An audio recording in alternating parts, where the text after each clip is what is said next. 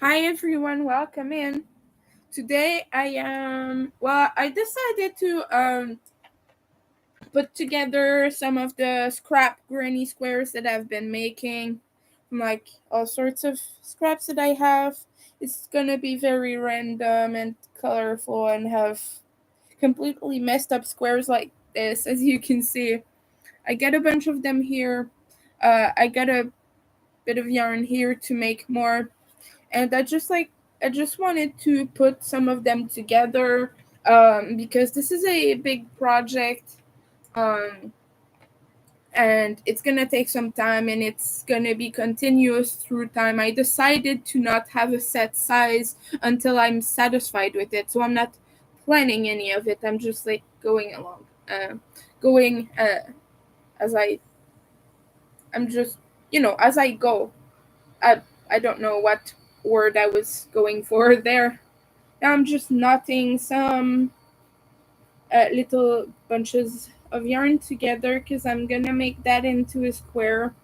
After this green, I'd like some black. So we have orange, neon yellow, and then neon green. And then now I'm putting black, so we'll have black. By the way, the thumbnail is my Halloween blanket, my Halloween granny square blanket that I already finished. But I was feeling lazy. Didn't feel like taking a picture of what I'm working on right now. So that's that's what we're doing. By the way, Hooked by Robin has a crochet along. That is a very trippy 90s inspired granny square blanket with the join as you go thing, and it looks beautiful. I recommend you check that out. Hooked by Robin, and she just put out the tutorial for the join as you go method, but all of the squares um are there. Not there. No, the squares will be released as you go. But here I'm just gonna put the website in there if you want to check it out. The cal is very interesting. There are some very simple ones, like the granny squares, the simple granny squares. You could just go nuts and make a bunch of them until the other ones are released. But the first video for that simple granny square is released tomorrow. Only thing though is the sixth round is a border, and this looks like it's half double crochet, so but like a solid border, so it matches the other squares. But yeah, I've already started on mine actually. Over there, I have a bunch of um, neon squares. I'm using all neons for this, so that's what we have here. Sorry, I'm losing my dress. But yeah, the blue, and then after the blue, there will be a purple solid border. I just need to put the blue around these ones too. I'm using the Omeo for this actually, and it's over there. Um, I keep it next to my project, um, close to my couch when I'm having some downtime at night. That's when I work on this. So yeah, I keep the hook nearby so I don't lose it. I'm just gonna go fill up my water bottle. I'll be right back. By the way, hydrate, people. It's hot right now. It's very humid. So keep hydrated.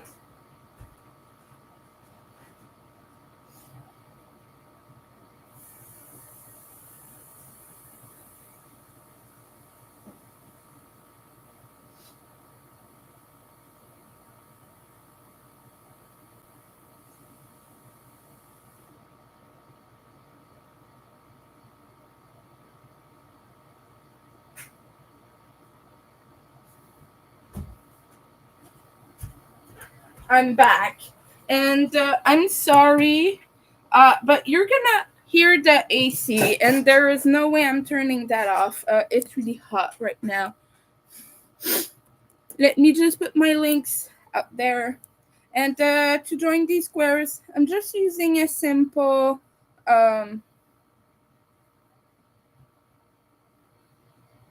what's it? I don't remember the name. Sorry. Well, you just go inside and out. I'm sorry. I can't think of it right now. But I'm not using any fancy stuff or not the mattress stitch because I don't like the mattress stitch and I don't like how it looks, so I don't use it. Here in the comments, not in the comments, but in the chat, you can see my Etsy and my Ko-fi. If you want to see my plushies, my shawl, and all of that will be in my Etsy shop. And if you want to buy my cross stitch patterns, some of my crochet patterns, or if you want to help out with bills, I'm having a really tough time. I'm a disabled artist, and I struggle to make rent and everything, and I have a lot of bills piled up. So if you want to help out with that, my Ko-fi is right down there as well. I'm sorry, I have to blow my nose.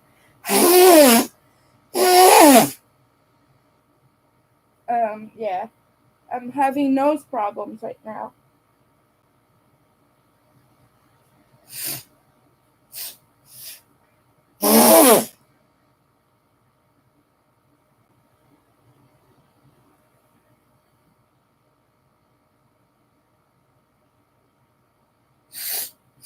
Okay, I have to go. Sorry.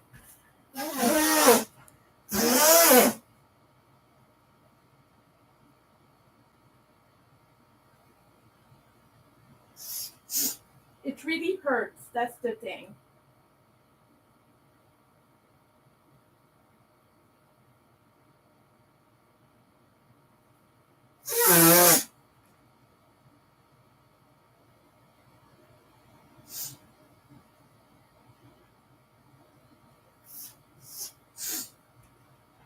Okay, no, I have to go. I'm sorry.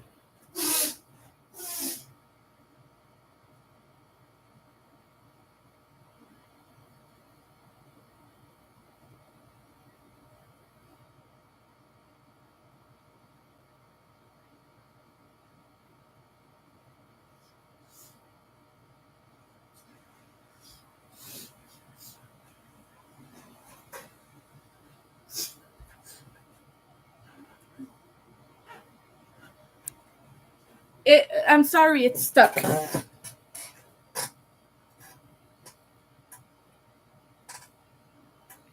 This often happens because my nose gets dry.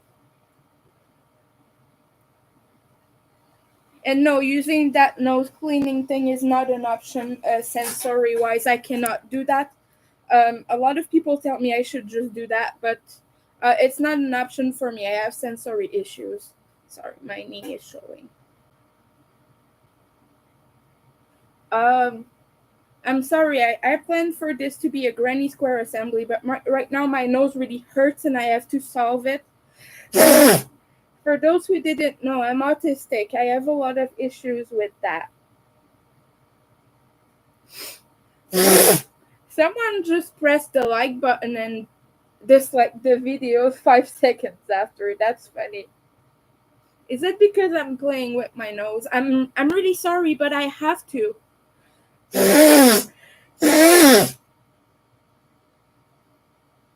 I know this is disgusting. I'm sorry, but it hurts. It physically hurts right now.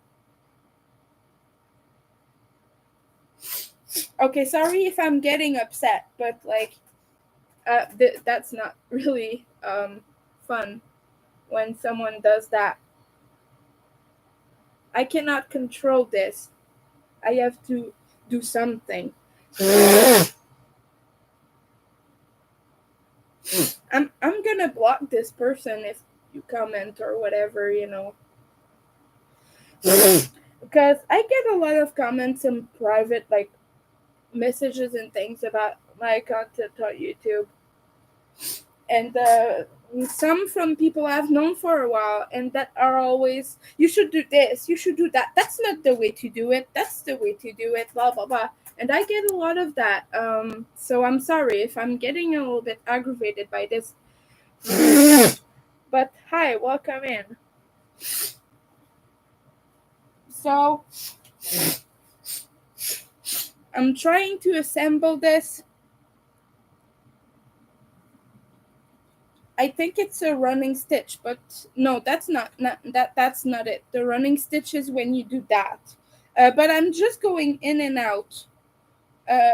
Not in and out, but like I'm not doing anything fancy. I'm sorry, I don't remember the name. I know it, but I can't think of it right now. But I didn't want this to be complicated since it's just a scrap blanket. So I'm just putting the squares together like this. Yesterday I lined a bag that I made, and it was my first time lining a bag, and I'd like to say I was quite successful, although I completely forgot to account for the flipped around border, because you have to like um, fold the edges to sew them in so they look neat, and I completely forgot to account for that, and my lining was a bit short because of it, but I just put it lower in the bag. Also, note for next time, I have to make the lining larger than the actual bag because yarn stretches and cotton fabric, well, for the most part, does not. Sometimes it does a little bit. Hi, Leather. How are you doing? What are you? How are you doing? What are you up to these days? I've not been live in a little bit. So I've been working a lot. I'm working on a commission that I have for very tiny amigurumi, which I will not show on camera because not half of it is done. I have pieces, bits and pieces everywhere. But because of that, my hands are very busy. But I decided to take a break today and just assemble ugly squares. And yeah, it's just a bunch of scrap squares. So I just use up scraps that I have lying around, and that's basically how it is progressing. Um, the thing is, I have all sorts of yarn in there, and it's just like a melting pot. I have wool. I have hand dyed merino wool, like this one here. This was, this is Valentine's Day special edition yarn from Potion Yarns, which is an indie dyer. So yeah, but around it I just used acrylic because I didn't have enough to make 10 rounds. So that's just what I do with these squares. I just go until I don't have any more yarn left, and then after that I go crazy. That's what I do. And but it's going well. I have my little pile here. Oh, missing one. Little pile here, and I have some more yarn to make more. Okay, we have a little tail here that I want to weave in, so I don't want to forget to do it. You're awake? Yeah, me too. I am awake. I woke up a little bit late, but I'm doing somewhat good. Yeah, they do.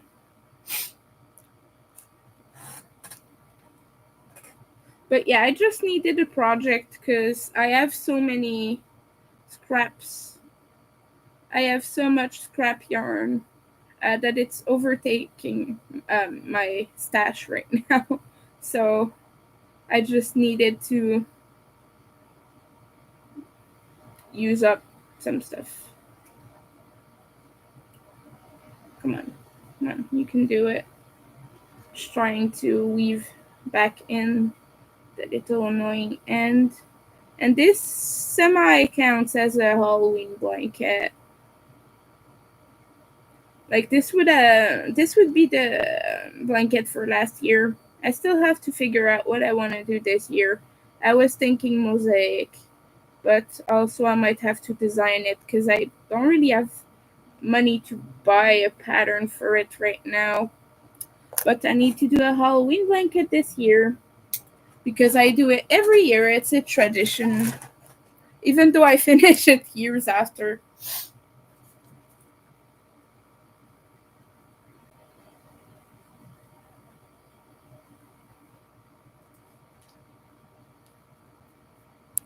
What have you been working on? More micro stuff, I gather. I bet.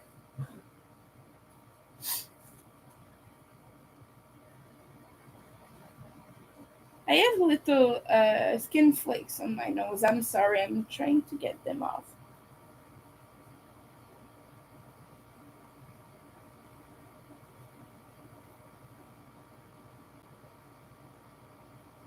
It's being annoying. Flake. Skin flake. Ugh. Okay, I think it's decent. Alright.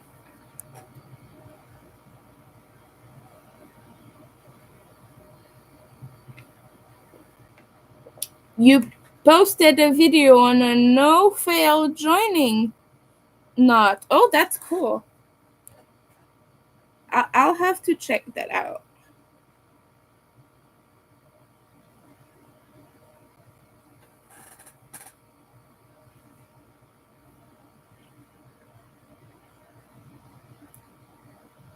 I'm also thinking of videos I could make, but also it's a little bit difficult for me because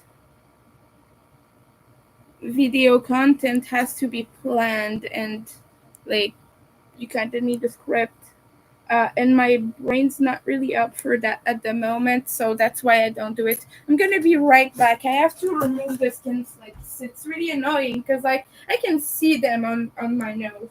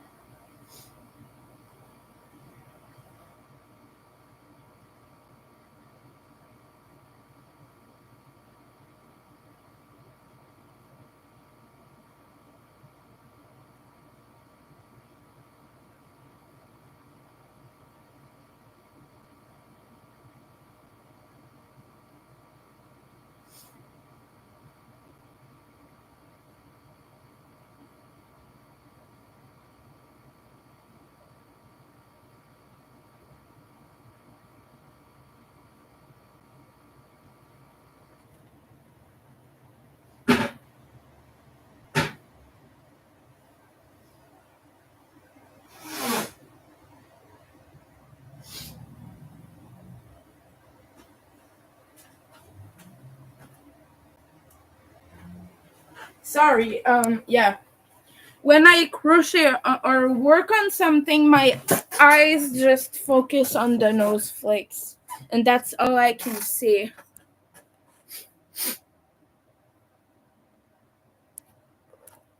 Oh, you're not making anything micro.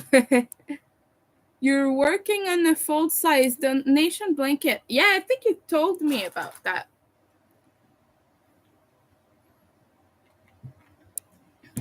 Your yarn broke before the knot. Yeah, I have some yarn that does that too sometimes. But it's good that it's a strong knot. That's useful, right? You left the knot there. Yeah, that's good. Okay, let's pick this thing back up. Yeah, the first link I posted is a crochet along by Hooked by Robin, by the way. And it's a granny square blanket with a join as you go thing, and it's 90s inspired. You know all the trippy, colorful, acid kind of stuff with the smiley faces, the like stereotypical 90s stuff. So she designed it that way. But she releases videos for them every few days, basically until the end of June, and then at the end you get the pattern for the border. She just released yesterday the join as you go method. I'm just waiting for the squares to come out because I want to make them. I've already started. I showed it a little bit earlier. I'm using like all neon colors. It's gonna be very bright. If you want to check that out, click the first link. It's really beautiful. But yeah, mine is gonna be all neons. And I plan to make it a little bit trippier too. I want to make more of the spiral squares than she did and use like random neon colors with black. So it's gonna be like dark and twisted kind of vibe. And some of the smiley faces will have more colors like pink and blue and things like that. So I really want to make it very intense. Yeah, because that's my vibe. And I will probably sell this blanket. Not the one I'm making now, but the the one I just told you about, the crochet along, because it's gonna be so beautiful and trippy. It's gonna be like people are gonna be all over that, right? But this one right here is just a scrap blanket. I might donate it actually if I don't keep it. But I'm making it with fun vibes in mind. And Robin describes it as a festival blanket, like a thing you throw at the back of your van to go and listen to some music, which is pretty cool. But that sounds more 70s or like than 90s, to be honest with you. But I really like the vibe and sorry, the colors of the blanket. I think it's really gorgeous.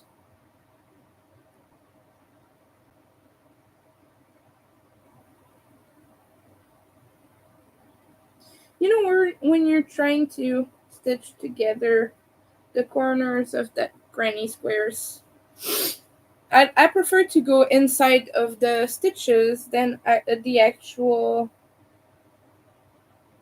uh, corner because that allows for a tighter join, and so that's what I like to do.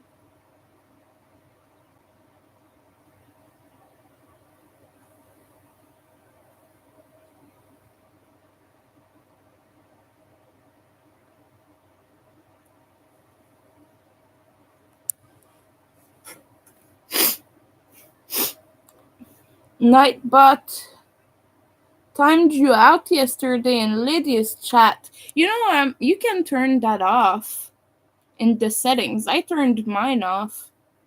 You sent some, yeah. Nightbot is not a fan of emojis. That's why I turned mine off. It kept like being annoying on other channels, so I just completely turned off the moderation. Yeah, sometimes Nightbot is just all over the place.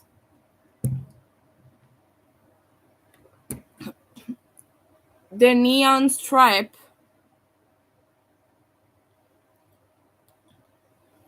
Yeah, the neon stripe is a little bit yeah, the problem I have with the neon stripe is it has a lot of black in between all the colors, and the color stripes are very short. So I prefer bright stripe because the neon colors are next to each other and you get a little bit of black at the end. But yeah, the neon stripe is just like aggressively black. It's still beautiful, but like whatever you make is gonna be interspersed with little bursts of black throughout. So yeah. But it is trippy. It's very trippy color. I was thinking of using the bright stripe though, maybe to make a few squares, but also I need that for my orders. So at the same time, I can't really use that up, you know. So I don't know. I have a lot of the neon stripe. I still have some. I was thinking of making some cats with it. I'm gonna show you what it looks like. I still have some cakes. Whoa! Wow, it's all nutted. It's it's full of nuts. Here, so this is the neon strap actually, and see what I mean is you have these long pieces of black, and then you get the neon pink, and then after that you get black, and then the neon, I don't know, red, and then black, and then green, and then black, and then blue, and then purple, you know. So it really has a lot of black, but it's beautiful. But yeah, it's just you gotta deal with that kind of situation, you know. This dress is really long. I have to pick it up every time.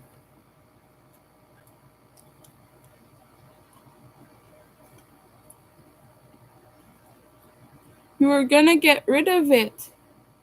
Oh, yeah. Yeah, Nightbot is fun. I still have Nightbot, but I turned off the moderation tools like the ban people and stuff. That's what I turned off. I still have like the automatic reminders and the jokes. No, I don't have the jokes, but I have the weather. I still have the weather command.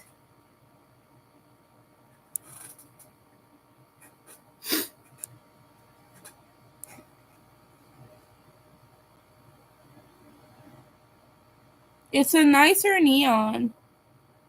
You wouldn't buy it? Oh, why not? Did you get like a bad batch or something? Or was it not like, was it scratchy or something?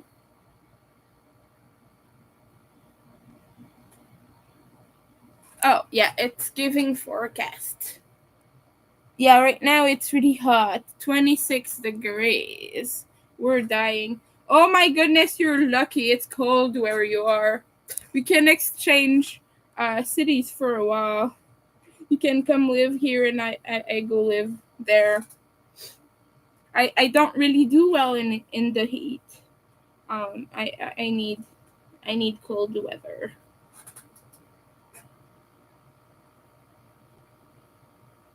Yeah, it is typical super saver. But personally, I don't mind if I'm making like a plushie or something very small. Uh, like the bright stripe that I make a lot of my neon cats with, for example. It doesn't bother me much because I like the color so much that the texture, I don't really think of the texture, but I wouldn't use it for like something that needs to be soft. I wouldn't do a baby blanket with that. Like that'd be horrible.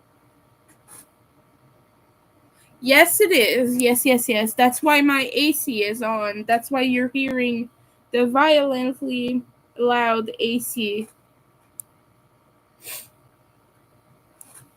Yeah, but the way Montreal climate works is we have winter, and construction season.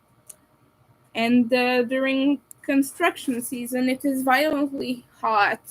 We don't have seasons here. It's just either winter or super hot summer. We don't have spring in Montreal.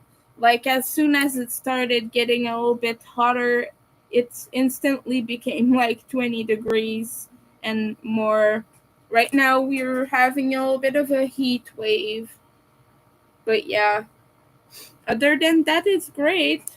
It's very humid. Is it today? Yeah, 64. That's a little bit humid. It could be worse though. I strongly wish for a thunderstorm right now. It's gotta stop being so hot, and then soon we're gonna have wildfires, like we do every year, especially in my parents' hometown.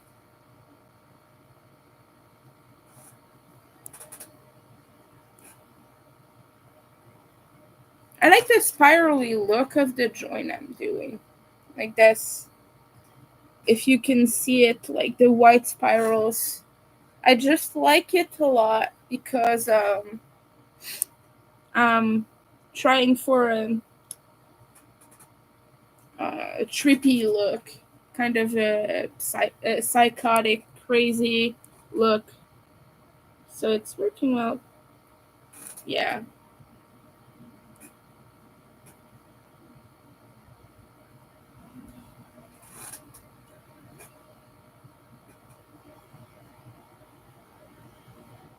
Huh. But yeah.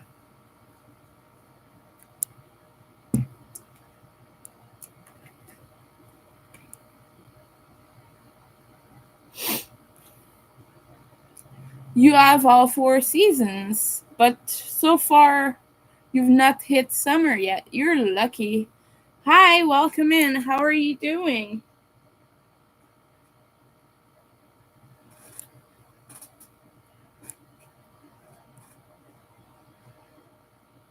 Right now, I am putting together granny squares from my scrap pile, and we're trying to get that accomplished.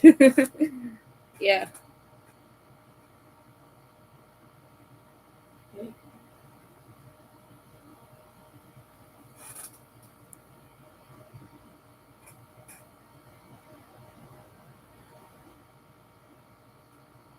I think I gotta turn the corner and go that way.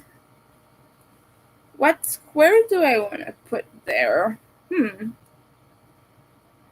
I think I'm just gonna pick the one at the top, maybe, or oh, this one. This one. It has white.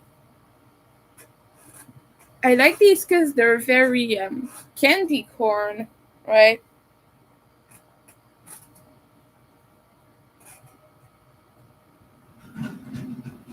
Yeah, yeah. I like for my joints to show. Actually, I find that it gives character, and that's a look that I enjoy. I've always liked very bulky joints, like the zigzags, slip stitch, and things like that, or single crochet join. I like a single crochet join.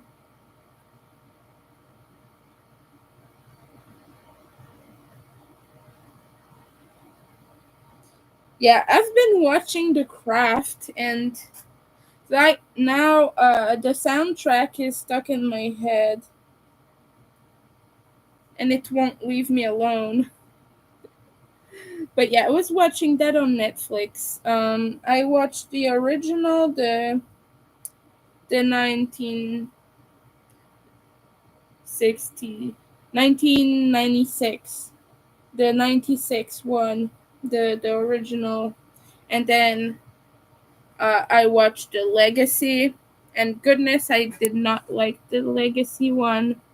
It was very I don't know. Uh it was too simple.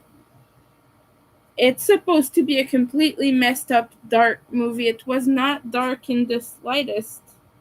It was more funny and teenagery, which The Craft is not supposed to be like that. Yes, it's about a bunch of teenagers, but it's like it's about death and about like evil and things, witchcraft, and it's a very dark movie. But I didn't get that sense from the new one. No, no, not the series, the movies. I don't watch series. Like I've said many times, I don't have the attention span for that right now. But no, I'm watching the movies. They're both on Netflix at the moment. In Canada, at least. I don't know if they are in the States or whatever. If anyone else want to watch that, but in on Netflix Canada, we have both of them. But yeah, I didn't get the sense that it was supposed to be dark. and that was my main issue with it, because yeah, I'm a little bit tired of horror movies that pretend to maybe try to be like scary-ish, but are like they're turning it into family movies. That's what they're doing. I long for very scary, actually scary horror films, but I guess that nowadays it's hard to do that because you get canceled for doing basically anything, and because of that, they're not taking any chances. They're not letting any creativity from directors shine through, and because of that, we're having family movies that pretend to be horror. Which is not a bad thing. It's probably good for teenagers and whatnot. But I want a very scary horror film redone. That would be great. I like trippy things. Like I like Hellraiser and things like that. But even the original, The Craft, Nancy was a scary character. She was a mean girl. She was not just B, you know what. She was an actual she was an actual mean evil person. And that was good. But the evil character in the Legacy movie, he's just it's just a random person being mean. Well, I guess you could see evil too, but it's just basic, is what I'm trying to say. I found it basic, and I found it an easy cop out to like explore the theme of demonic possession that way. I don't know. I was expecting more, I guess, because the original was really kick butt.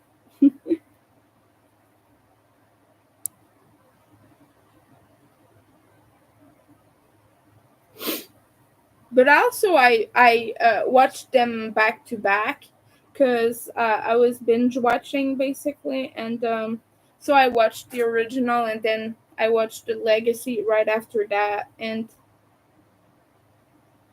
yeah, I guess that way I could see the contrast. But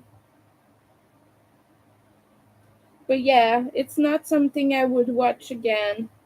The original maybe, but no, the Legacy one I did not enjoy that. Towards the end there, I just completely blanked when you learn the very very big secret. That was not so secret. It's like I zoned out and I just stopped watching. You know, there we have another square. And I think this is my cue to knot this up and um, end it there, maybe. Hmm. I still have a lot of this, so maybe no. Maybe I should join another square. Hmm. Yeah, we'll join another square there. Oh no, I have enough juice. Hmm. It's a tough decision, I guess. No, I think we'll count that as a scrap. Hmm. I think I could get away with it. Okay, we're gonna try to, because I don't know if I want this to be the edge, or if I wanna put more squares that way. Because like I was saying, this is improvised. So yeah, I like the original too. But yeah, if you want to watch the remake, watch that, but with a grain of salt, I say, because It's nothing like the original. It's not scary. It's not even that witchy. It's not mysterious either. It's just like a modern teenager movie. Like The Craft was not a teenager movie. It was a scary movie.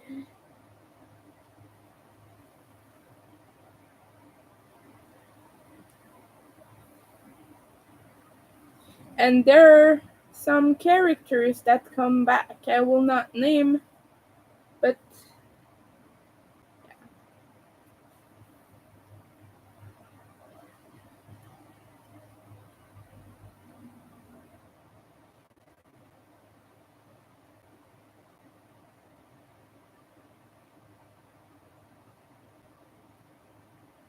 I like though that they deviated from the plot and made the Quatch War a little bit differently.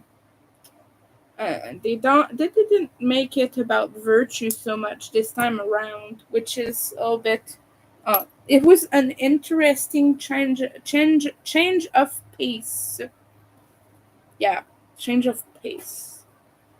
Okay, so now we have a staircase. Look at that. That's a staircase. It's floppy, but yeah. Um, Let me fix the AC again.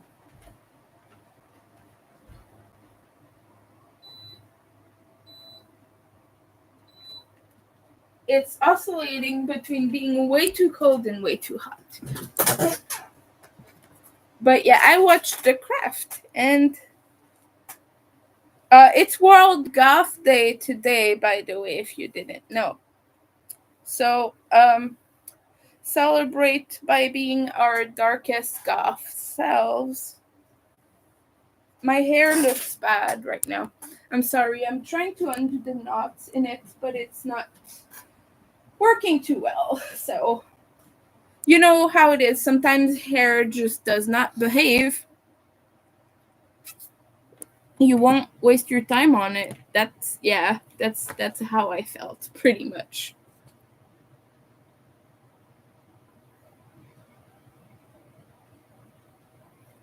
You have a lot of movies to watch. What are you gonna watch? I want to know.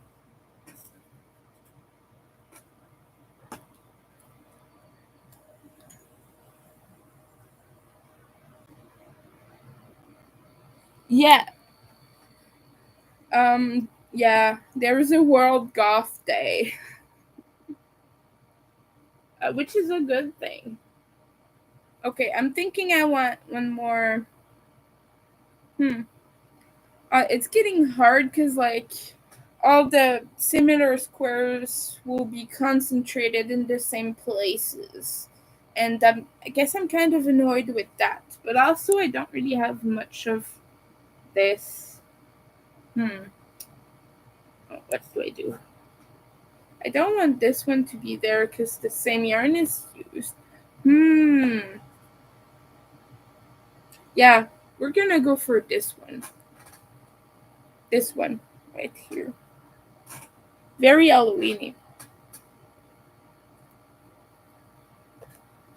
Okay, so now we're gonna join this. Your list is long. Give me a few. I want to know because I'm out of things to watch. I have a pretty extensive external hard drive, but I've watched almost all the movies in it. I have maybe 10 to 15 movies on it left, which is a good quantity, but want more. So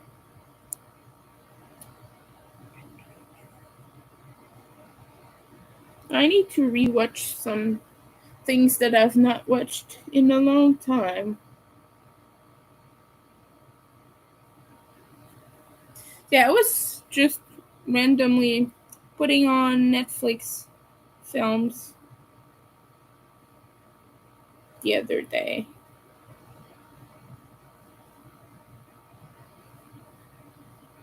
And I've noticed there are a lot of old ones I have not seen. There's a period in my life where I did not watch any movies at all for months at a time. So sometimes it's hard to catch up when I just never see any of them. And during COVID, I stopped going to the movies because I used to have decent money. I went to the movies every week, at least once a week, sometimes more. And I went to see everything that was in theaters, especially horror. I would see every horror movie, good or bad. Most of them were okay, pretty decent. Some of them were really good too. I don't think I've seen too many horrible ones, but it's always something that happens. But also, it's just overall, when you get into the habit of going to the movies just to improve your culture, your cultural aspect, I guess, you get more into the technical aspects of filmmaking, which I've always been interested into. I took a film class in college, which was obligatory with my program, of course, but it was also very interesting because you learn about filming ways of filming, like plans and everything. I don't know the name in English. I just know the technical terms in French, but you learn a vocabulary, you learn the narratives and the ways to tell a story, you learn about suspense and how it serves well for movie plots and things like that, and how to work with it with the camera. It was very interesting. I'll say that. Sorry, my needle is stuck right now. Ooh, okay, I think I got it. And snip, snip, snip. There. Yeah. So yeah, looking back on my time in college, I really enjoyed it. Yeah, it's a very pretty square. I like that one too. You've not been in 20 years. Well, that's longer than I. For me, it might be a year or two. Basically, since I went broke, I've not been to a movie. Maybe like more like 2 to 3 years. I want to go see Beetlejuice in a theater when it comes out. The new Beetlejuice. I need to go see that one because I love me some Beetlejuice. I think that's obvious though. I'm thinking of designing something with Beetlejuice in mind. I want to do a tote bag. I've been obsessed with tote bags lately. So I've been making a lot of stuff like that, and I've been thinking they've been on my mind. So like, I think I want to design one. I've tested one, and it just inspired me, and I was like, yeah, I want to make a Beetlejuice tote bag. I have a small Halloween bag, like the treat bags that are pouch sized, and patterns on my Ribbler, by the way. Ribbler. Yeah. I need to write it up and put it on PDF sometime. I'll do that. Where is it? Beetlejuice. Oh, yeah. Say it 3 times. Treat bag. I want the selfie link. Where is it? Where is it? Oh, here. They moved it again. But yeah, if you want to see the little bag, here it is. It's just this super cute thing, I think. And it has curly hair, curly green hair. By the way, I love Michael Keaton. He is amazing. Don't school me on his name pronunciation. I'm bad at that. I know how to spell it, but I do not know how to pronounce it.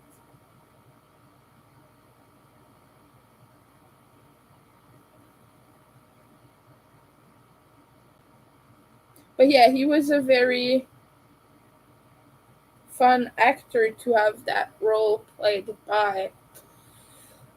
It's my opinion.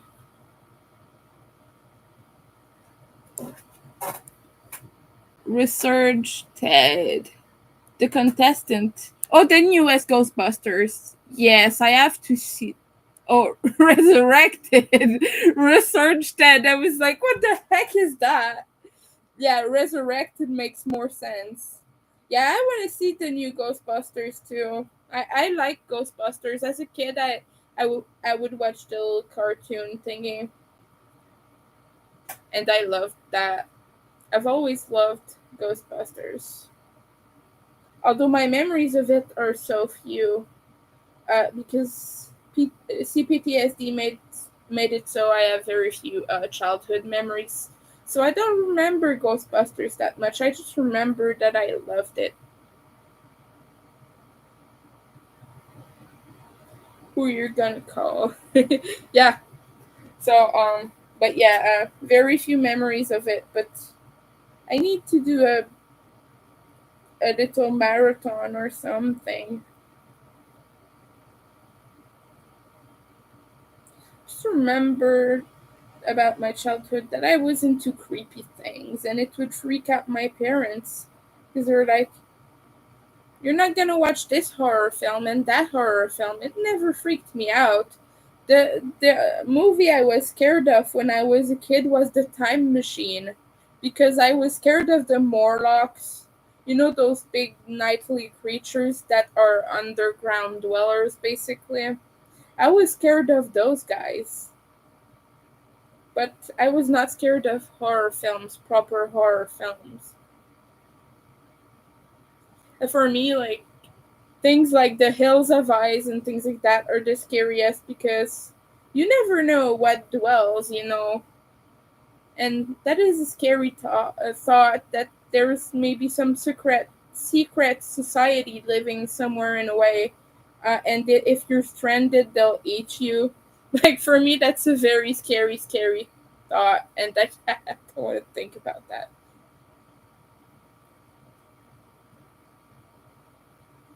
But I love movies about it, though. I'm into very creepy stuff. Horror human being.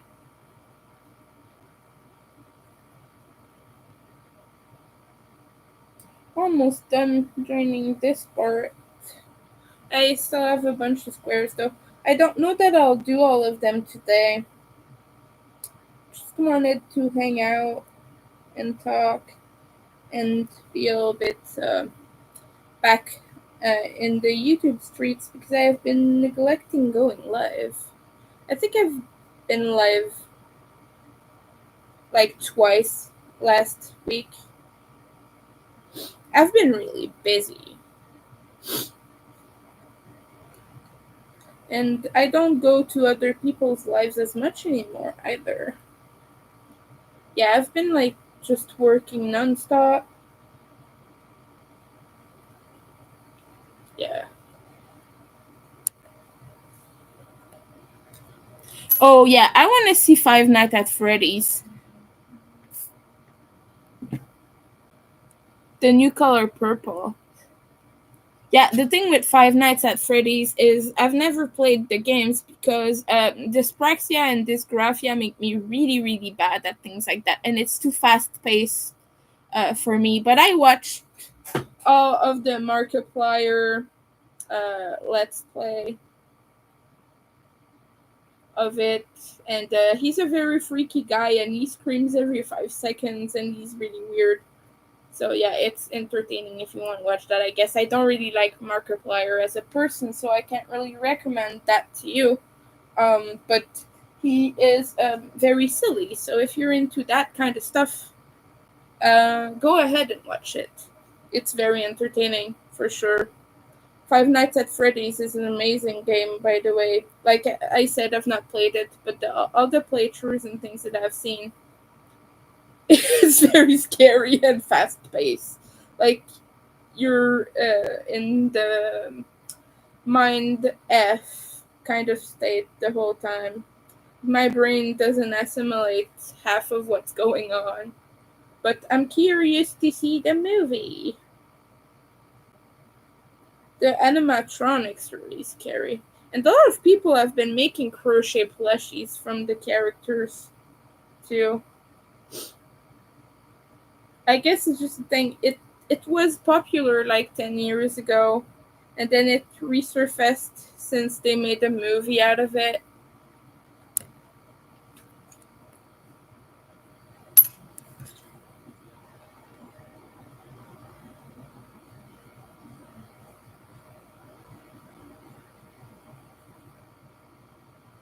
Yeah, yeah, there is a possibility because all the radioactive stuff, all the radiation and everything that's going on, you never know. One of my biggest one is like Chernobyl and things like that. Like maybe there are creatures somewhere. I don't know. You don't know what they might do to tourists.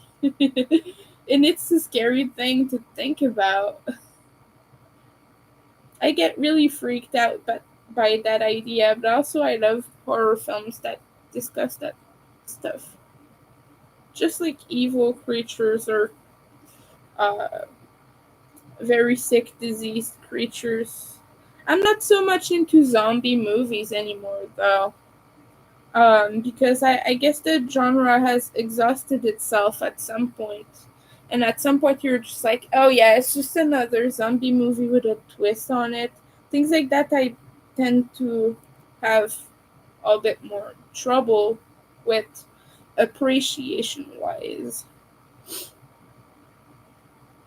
But yeah, I'm a very big fan of The Hills Have Eyes. I like the original, I like the remake, I like everything they've done. When I was a teenager, I saw the remake, and later on, when I was a little bit older, in my 20s, I watched the original, and then I watched the remake again to compare, and um, I just like, uh, not decided, but another verb that is kind of like that I actually like both equally. I concluded that I like both equally, and for me, it's just a little bit more military version of the original movies, which were very good. But yeah, The Hills Have Eyes is mind blowing,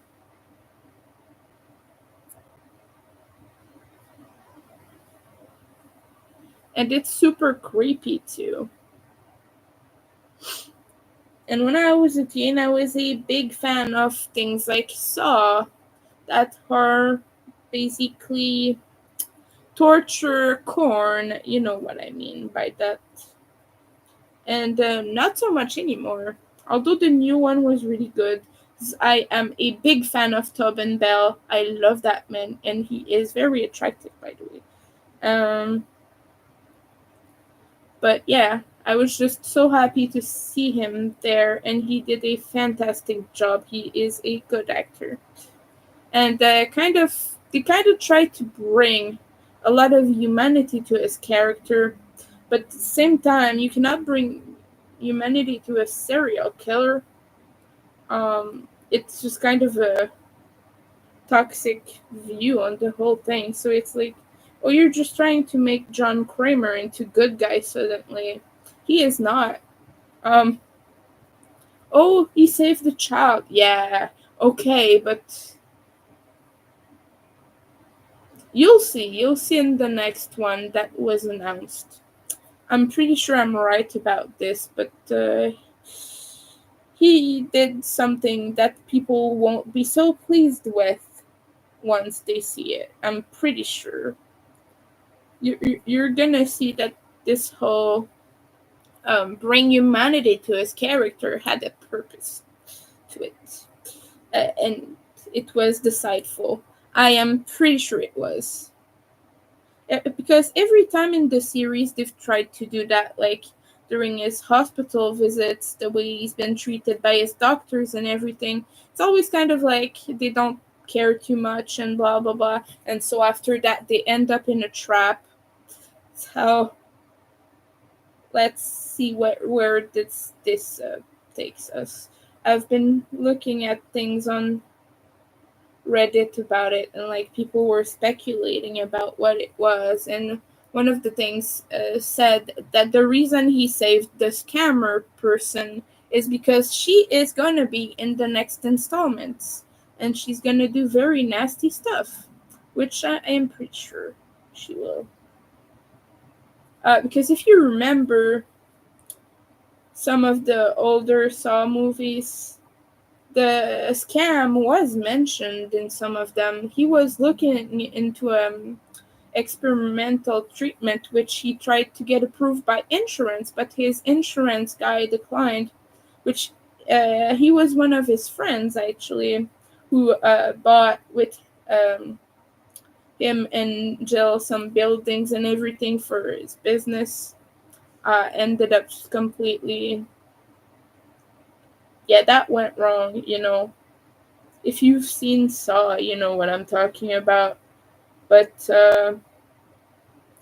yeah, he always has something in mind. He's not a good guy. He's a psychopath. That's the whole point of the thing. They're trying to bring humanity to his character to deceive you. And people are like, "Oh, John Kramer is so nice." Well, well, you'll see. That's all I have to say about that. Sorry, I went on a whole rant here. But yeah, I like the new one, but it was disgusting. That, which is good because that's the purpose of Saw. It's to be disgusting. But yeah, um, flesh things are not good for me. Your son has those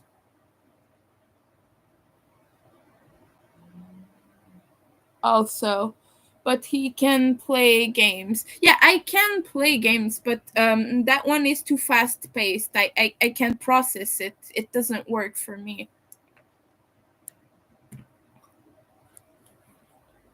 Yeah, sometimes I guess it's just a thing with dexterity, kind of, you know.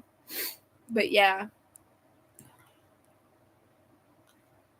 no, it didn't. It had a 10th installment not long ago, last year, and a new one was announced too, and it's coming very soon. Actually, I think it was announced to come out soon anyway.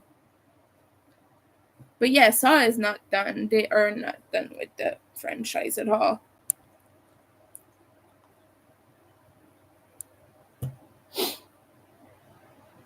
Oh, the thing. Yeah, the thing is really good. Yeah, The Purge is good. They made a series, and that one I watched actually, and it was quite okay. But you know, as a series, it's a little bit hard to make something that will really be interesting.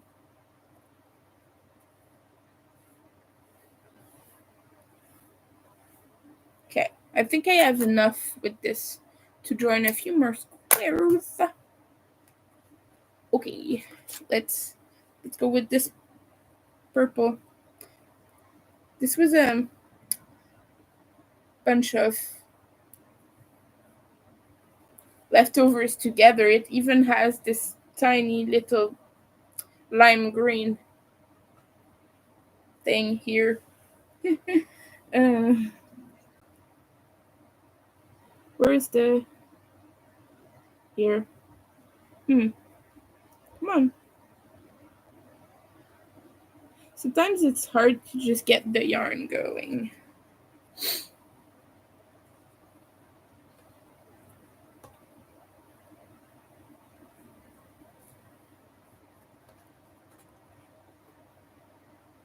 But yeah, the Purge is one of my favorites. Apparently, there has been a new one recently that I haven't watched yet, but I was a big fan of the few first ones. Like the thing where a president gets elected and reverts the whole thing, and the whole movie is they try to assassinate her. That one was good. But I like how they raise societal issue in a very effective manner. There's a lot of racism and things like that. It's prevalent in the series, the whole movie series and the TV series too, the racism. There's always that brought up.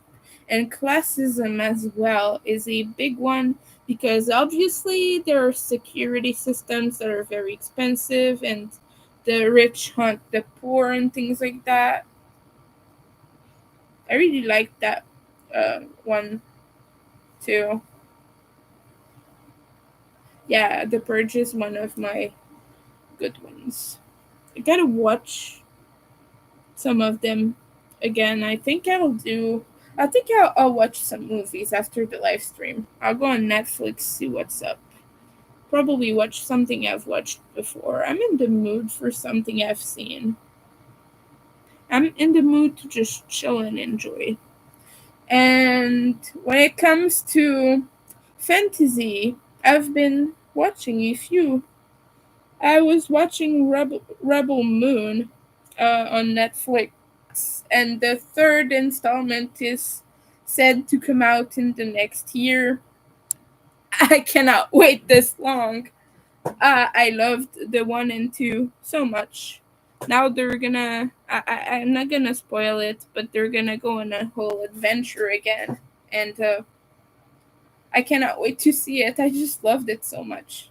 I don't know if you've seen Rebel Moon, but I would recommend it. It's a fantasy, sci-fi slash space kind of thing, and it has war and everything. It's a little bit like Star Wars, but a little bit more soft. Um, I think the general public might be a little bit more of the target audience than just sci-fi fans. Like Star Wars was originally more for sci-fi fans, but its wide popularity made it so the new movies are more geared towards general public because they want to make the box office and whatnot.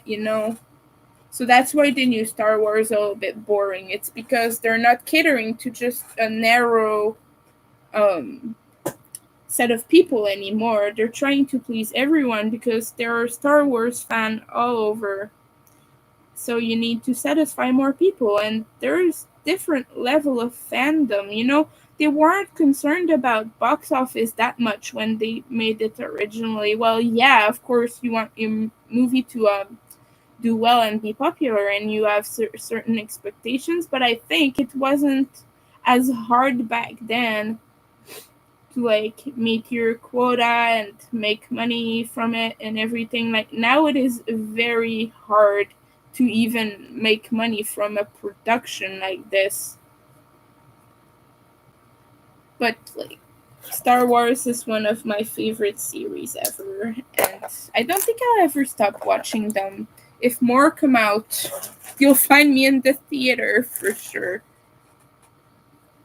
So I'm just that big of a fan, and I love hearing Harrison Ford talk about it in interviews. Fascinating.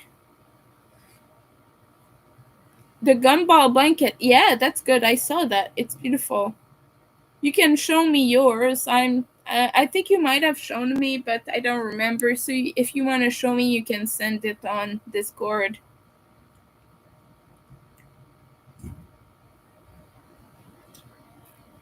Oh, you don't have Netflix. But I bet you could find that somewhere else. I'm not quite sure. I think it is Netflix exclusive, but there's always a way to find things on the internet. Know what I'm saying? Yeah. I cannot advise you to illegally download things, but I what I can say is there's always a way to find things on the internet. So,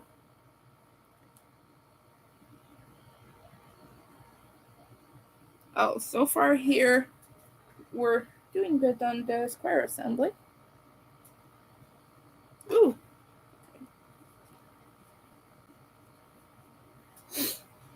This will be 9 by 9 so far.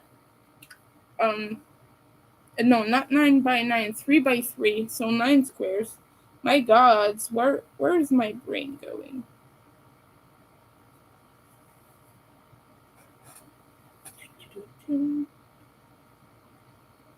I still have the Indiana Jones song stuck in my head, and I don't know why. It's a bit silly. Okay, let's. Yeah, sorry. Don't forget to hit the like button if you like what you see, and if you don't, well, um, hit nothing.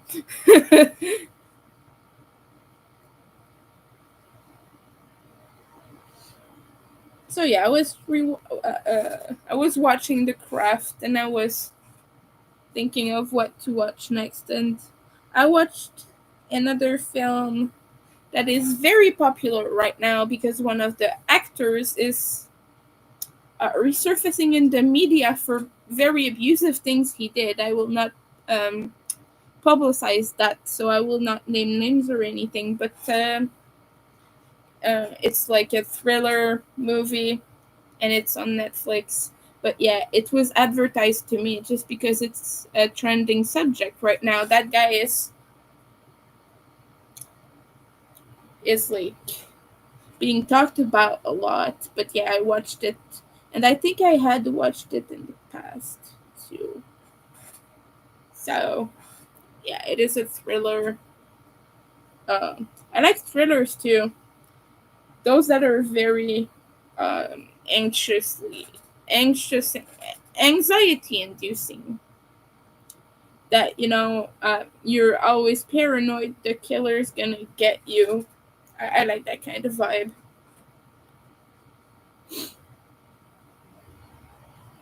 But it starts with a D and in Ia. That's all I can say. I just really don't want to say it because I don't want to publicize what that guy did. It was really horrible. He's abused a lot of his partners. He was arrested like 20,000 times. But yeah, so. But I've been watching a lot of random Netflix things that I've not seen or that I don't think I saw.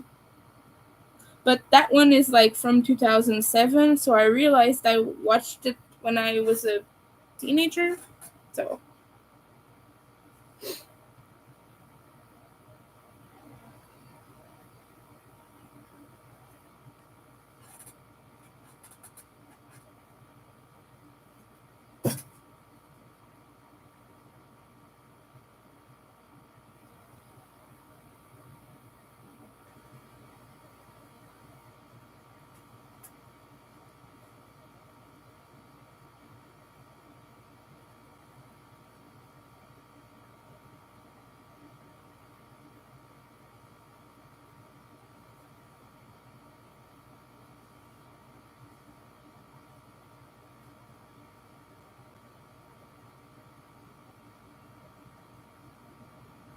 just trying to get this side going here.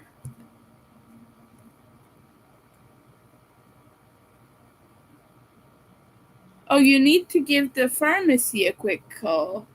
Go ahead, do that, dear. Get that taken care of. Oh, they're not open yet. Yeah, but they're not open at this time. It's like it's 12 something. It's 12:25, something like that. Wait. Yes, it is.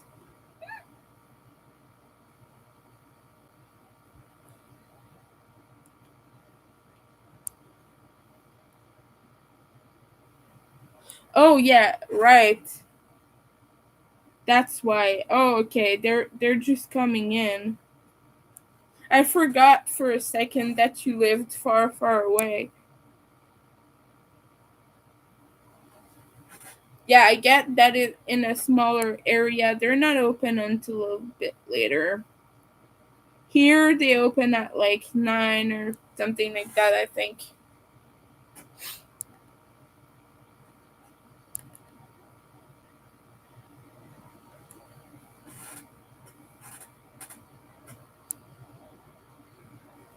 Someone just messaged me on Facebook. I need to check that actually. Because it's someone from the Skinny Puppy group. Ah!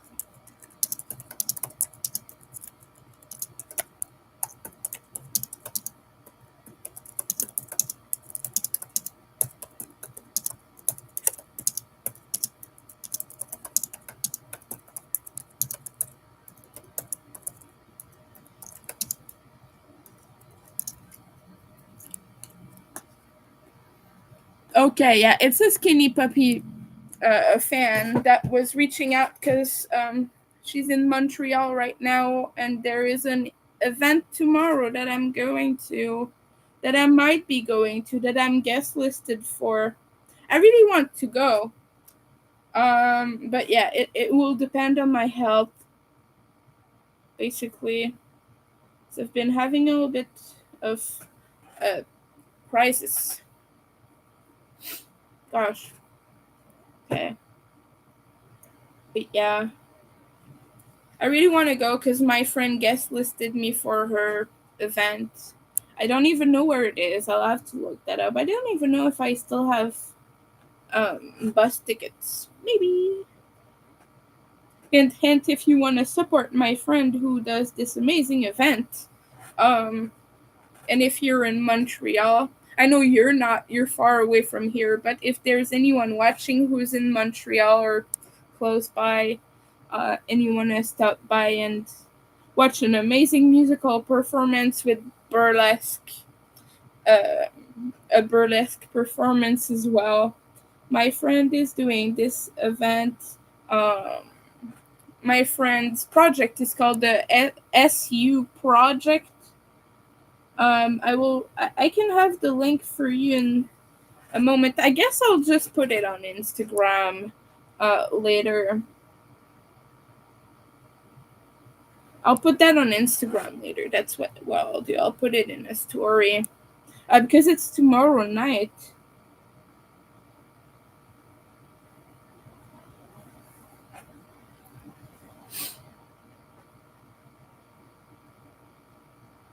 But yeah, it will depend if I have um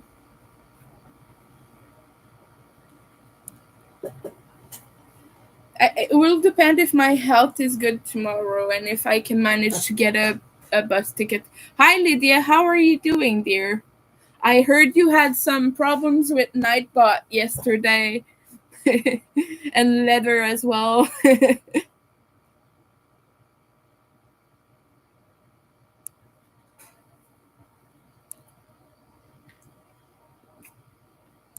We're assembling a granny square blanket right now with just a bunch of scrap squares. This reminds me of the kind of stuff grandma would do, to be honest.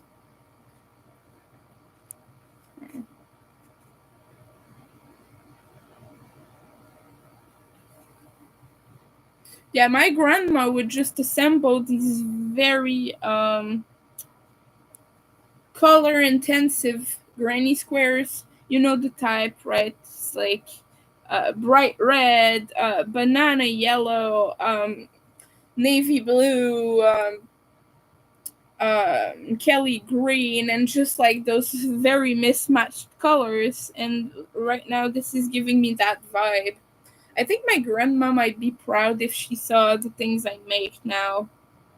So when I was a kid, she tried to teach me how to crochet. Did not succeed whatsoever. Um, I would just not get it. I didn't understand what she's trying to teach me because she was making a quick move like this with her hand and tell me, "Do this, go like this, go like this," and I was just like, "What? Go like what?" So nah, she did not teach me how to crochet. I'm self taught. I YouTubed it basically.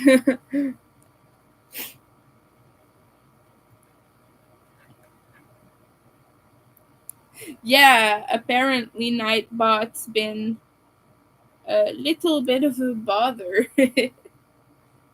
I turned off all the moderation tools. I only kept um the things like the reminders and the timers and the commands. I kept the commands, but I removed all the stuff. 'Cause, I was using emojis in a text reply to my friend Ian's live a while ago, and it threatened to time me out just because I put two emojis in a response, and it was like, "Stop spamming emojis, you're bad." And I was like, "What? I did not spam." So yeah, sometimes it's a little bit fiddly, you know. We for sure know. Okay, now I have a little one missing at the bottom here.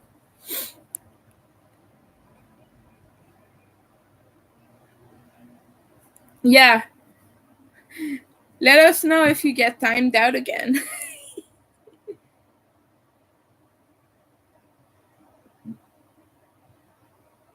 I'm having some stomach bubbles.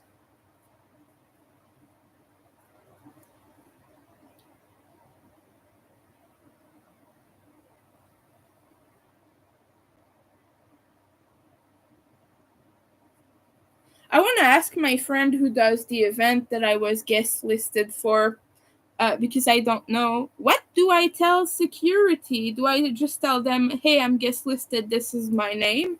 Or, like, do I have to do something specific? I don't know. I've never been guest listed before.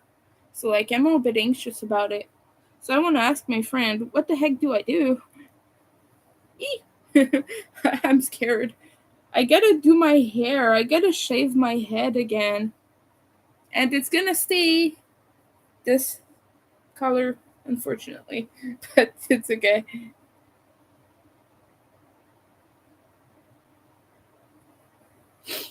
So, yeah.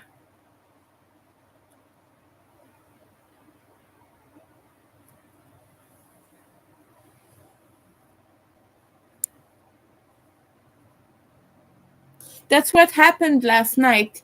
You put some of these. Oh, yes. Okay, I see what happened. Yeah, if you're a mod, they don't time you out, and that's a good thing. Yeah. I think you'd only have to give them. Yeah. My friend told me I didn't have to get an ID because it's a small event, but I like to be sure I said, "Please put my dead name. I don't have my new name on my cards yet. I've not done a name change or anything.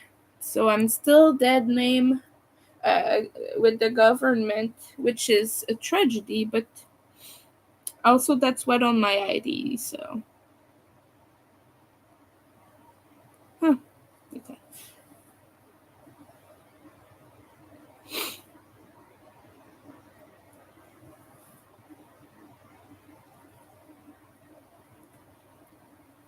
But my friend is very talented and I'm happy to go see her.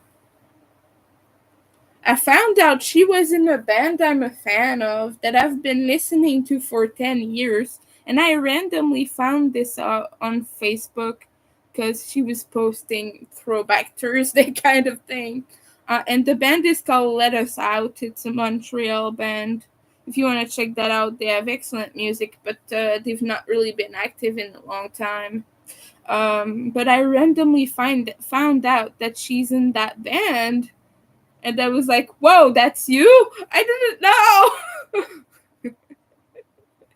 So that was a funny moment. And she goes, "Oh, thanks, you listen to my music."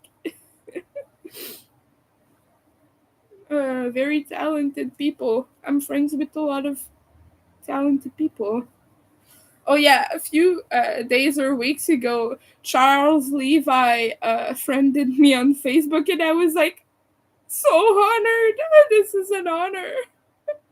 That man is a very talented musician. Uh, and yeah, it basically blows my mind that nowadays people are so accessible, but also this can be a double-edged sword sometimes because social media can be a little bit, you know what I mean. But yeah.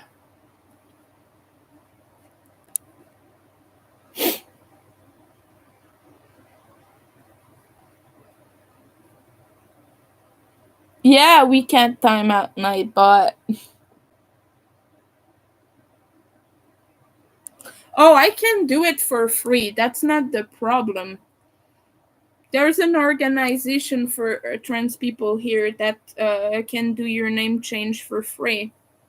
However, it's just a lot of paperwork and a lot of energy, and I don't have the energy to do all of that right now. Because you have to change everything after. You have to change all your socials. You have to change your name on like Obi and stuff. And like, okay, a name change on Obi is not the end of the world, but changing it on this, and then after that, changing it on Canada Post, and then after that, changing it on this and this and this and that, like it's changed on most platforms that don't require your ID, but like on things like PayPal and everything, it's not. It's still my government issued name on those. But yeah, like bank statements and everything, those you have to do by hand, but you still have to fill out the paperwork. Even if they do it for free, you still have to fill out the things and bring the things to the right places. I just don't have the energy to do that right now. It's just a lot. It's really a lot.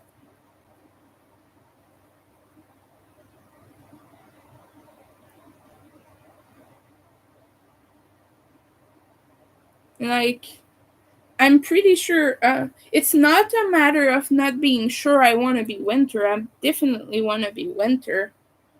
But it's just, I don't have the executive function to function right now. I don't know if that's any clearer, but I'm just overwhelmed by life in a lot of ways, and I can barely survive right now. I can't think of doing all paperwork and things.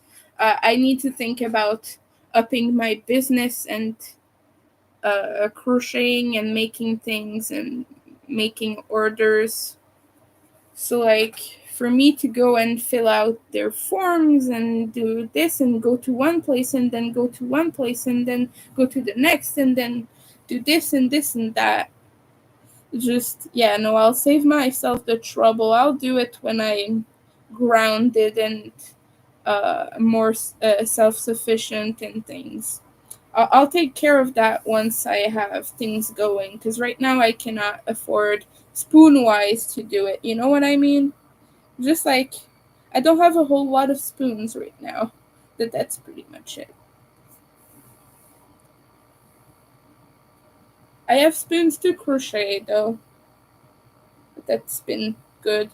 But yeah, like the people who use the argument against me that, well, you've not changed your name yet. Because some people in my life do that, like people who've known me since childhood, and they don't like that I'm changing. Like they feel bad about my name, Winter, and everything.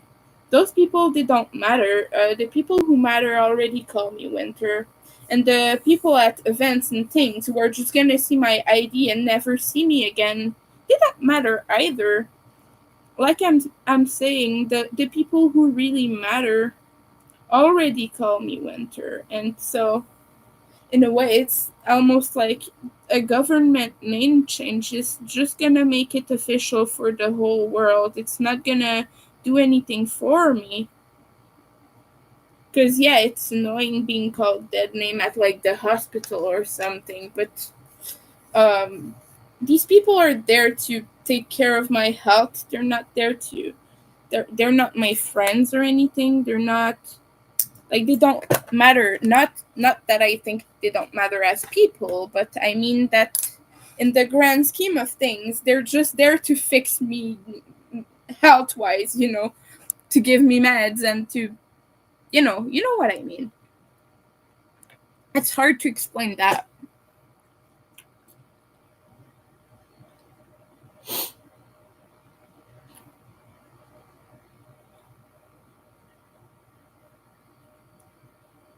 You were in timeout for 5 minutes.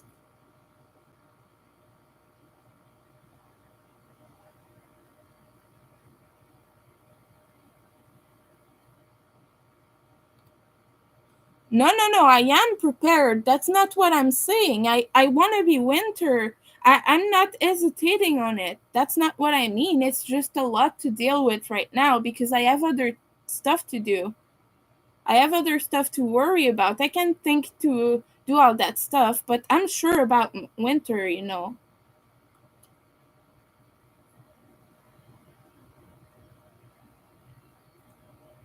Oh, I've been okay. I was sick again a few like a week or two ago, something like that, but I'm doing better now. I hope you're doing better, Lydia. I think you were sick too or something. I don't really remember. But yeah, I hope we're all doing good. Okay, I gotta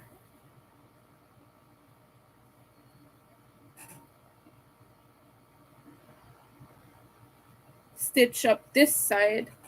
It's the only one left. So I gotta do that. Woo! Okay.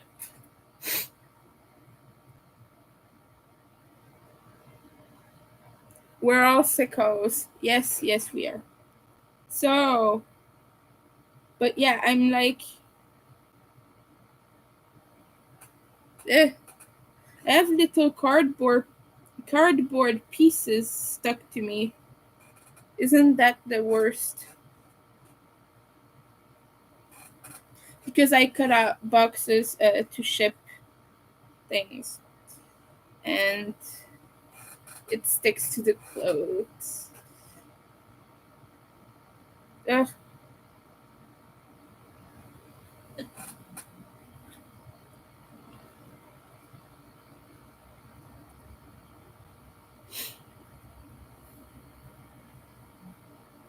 I really want to go to that event tomorrow, to be honest. I want to have a good time. Gotta check what time it starts. I hope it doesn't start like super early. Because I want to take the time to eat before I go. Since it's like a small thing, I don't think I need to be there in advance or anything. But I still want to make sure I get ready and I have my hair done and all the all the stuff that needs to get taken care of.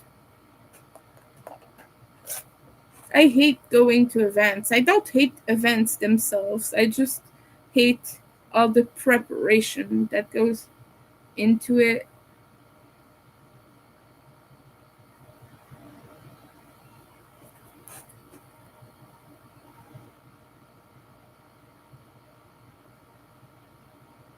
Uh, come on. Stupid Stitch. Okay, whatever. It doesn't want to fit through. Sometimes needles just don't like you enough to work.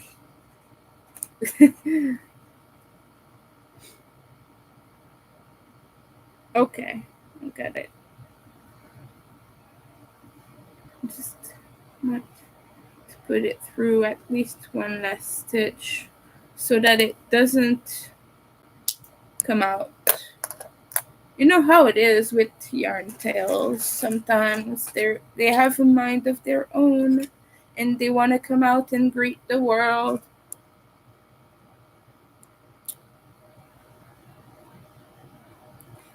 Oh, you're still under the weather. I'm sorry to hear that. I've been doing good, but it's also allergy season, so my nose is kind of stuffy.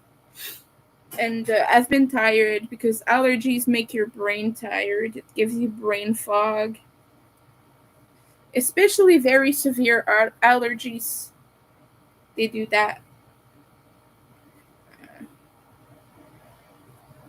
So. I really like the white stitch.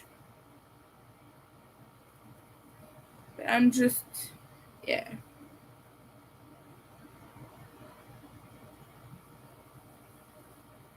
Can someone tell me the name of that stitch? Because I keep forgetting it. I know what it is, but I just cannot think of it for some reason.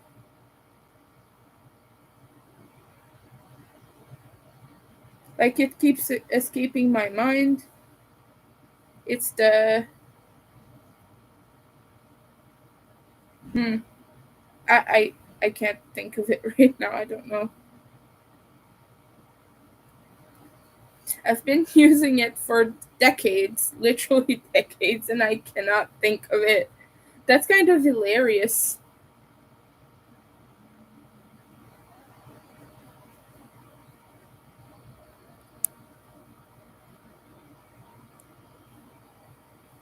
This joining squares. That's what I'm doing. Just joining scrap squares. I just had a bunch laying around and I just wanted to use up that. It's a joining stitch, yeah. Um, it sure is. But in sewing, even, it's a thing. It's the. Oh my. It's the. I don't have a clue stitch. That's what it is. No clue stitch. We're gonna call it the no clue stitch. Nah.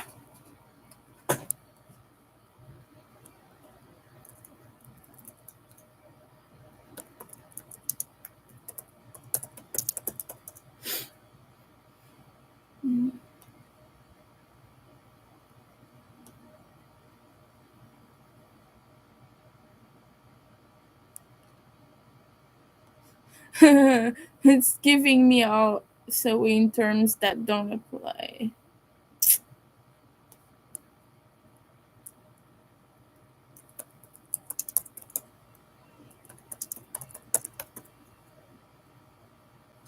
Let's see.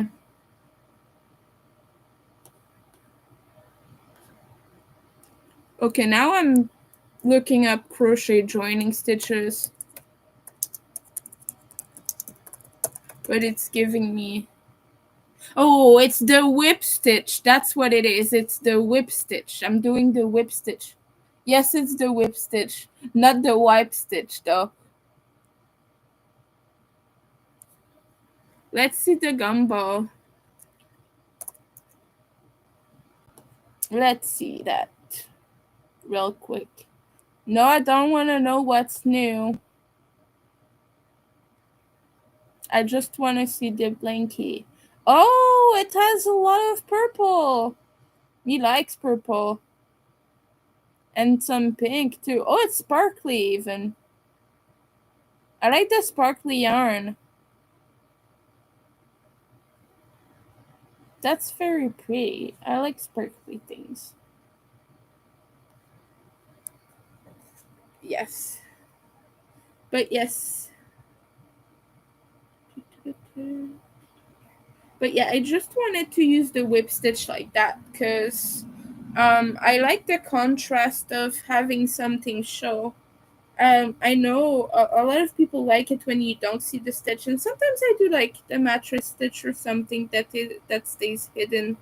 Like when you stitch in the back loop only, um, wrong sides together, and then it doesn't show, and you have a little ridge. But I like it when it really contrasts. So I've been doing this,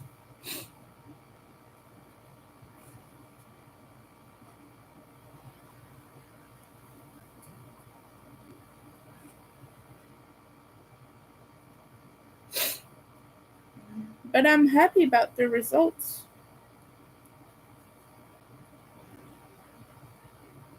Hmm.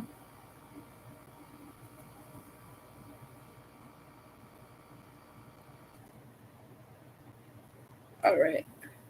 Okay, and now we're gonna just remove the needle and stop there, and keep this to join more because now we have a full square, and we just have one left that is not joined, but I don't have anywhere to put it that doesn't have like a full square with those colors already. So instead, I'm gonna make another square with this little bunch of yarn that I have here. It's getting tangled. I'm gonna try to untangle it real fast.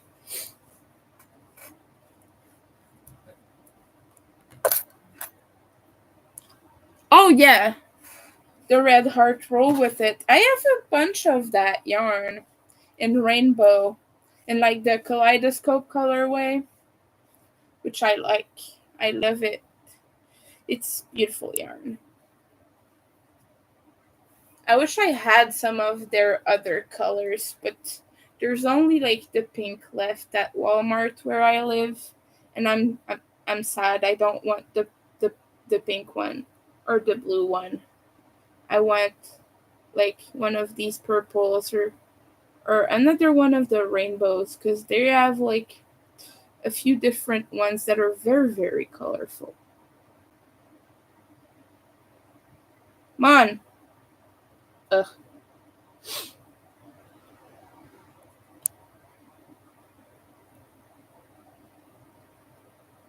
Oh, sad. Okay, we got it. Just like joining all my colors here. There. Yeah. So we start with orange, then yellow, green, black, um, lilac, and we're gonna use a 5 millimeter hook. Do I still have one here? Hmm. Beats me. Oh yes, I do. Okay, it's because I have one in my bedroom because sometimes I feel like working on the Christmas blanket for my parents' next year's present. And I have one over there because I'm working on another project on the couch on my downtime. So now we are having this one. By the way, I'm gonna buy a bunch of Susan Bates smaller hooks, and I'm gonna put uh,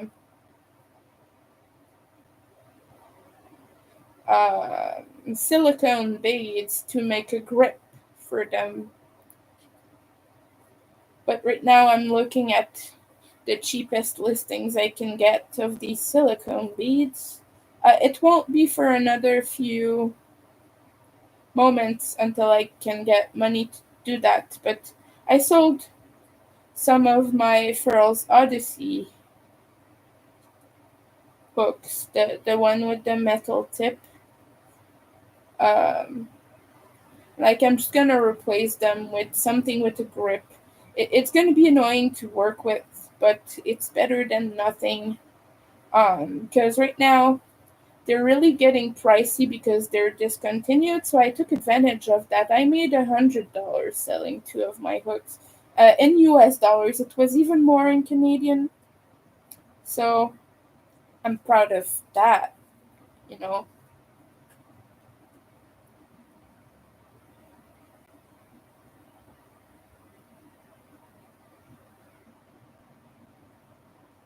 But yeah, I'm just like gonna buy cheap something.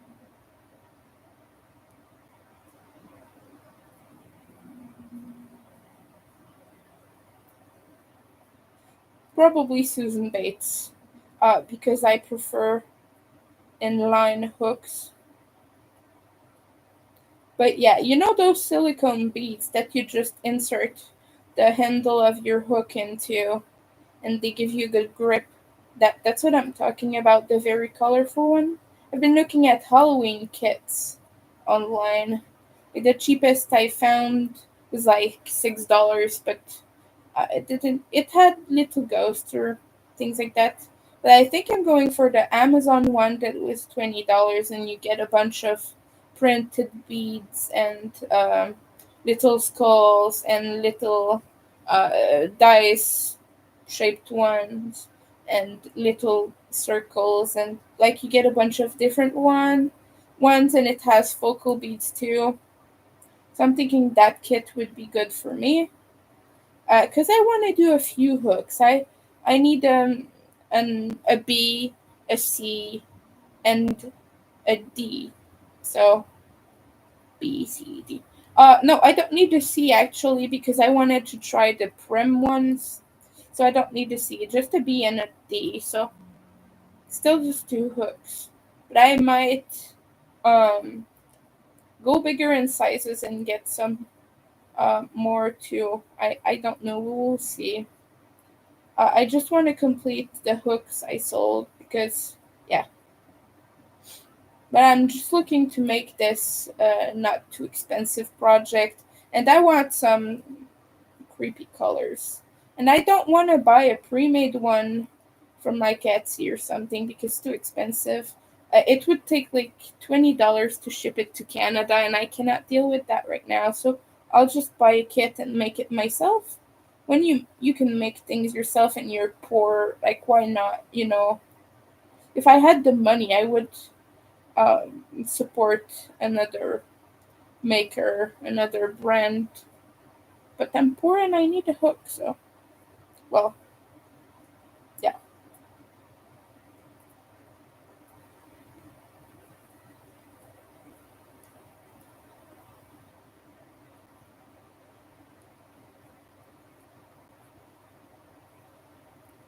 Let's see the chat because I've not looked.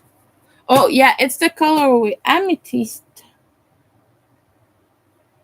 Yeah, I love that one. I wanted the amethyst too. Yes, it is a square blanket, Lydia.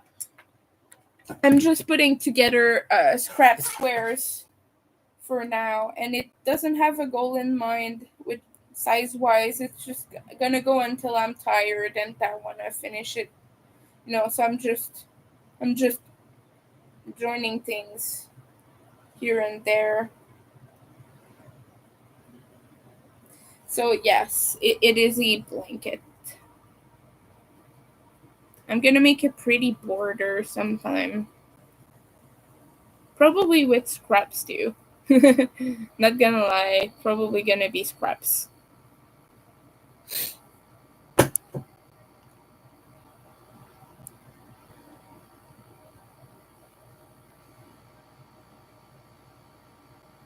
Oh, where did you find that? Send me a link or something on Discord.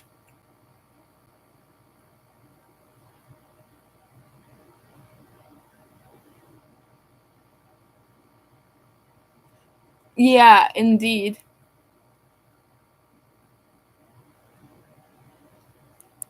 What millimeters are those? Are those what? What are you asking about? I'm not sure what you're asking about. Oh, the sizes I need? I have no idea what millimeter they are. I think B is like 2 millimeter.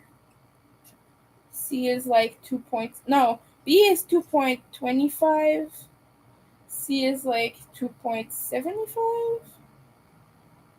D is 3.25. I know that one.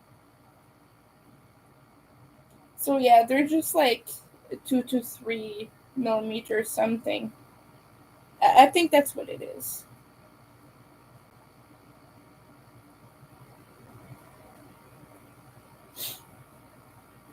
But also, I kind of enjoy the DIY aspect of making my scary hooks myself. And it's gonna be super cheap because I can get those from Michael's for like $2 with a coupon. I'll just wait for a good coupon and I'll use it on hooks.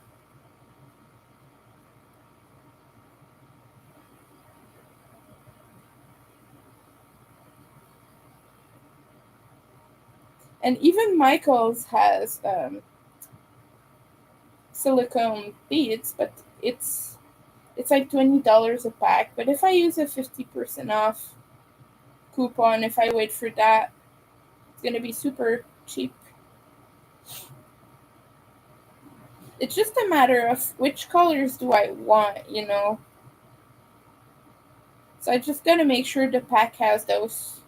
The one from Michaels had super bright colors in it, or things like um, neutrals, things like pastels.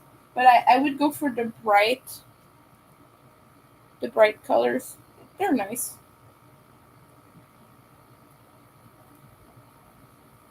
Okay, let's weave in the tail.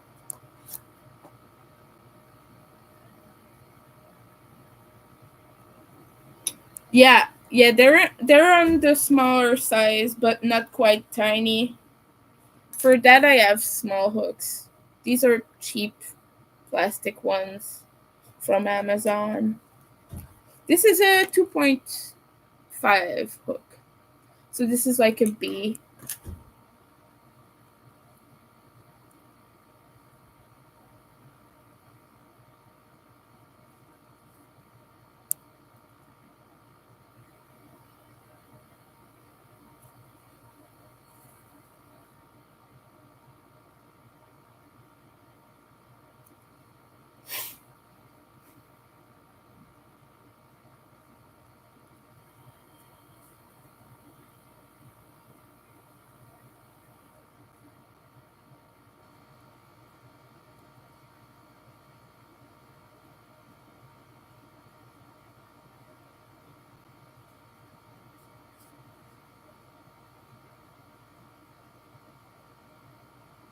Let me weave back then. Just gotta weave it one side and then the next. I always make a knot to make sure it doesn't escape. I take my ends seriously. There. Snip. Yeah, that's trippy as heck. I like trippy things.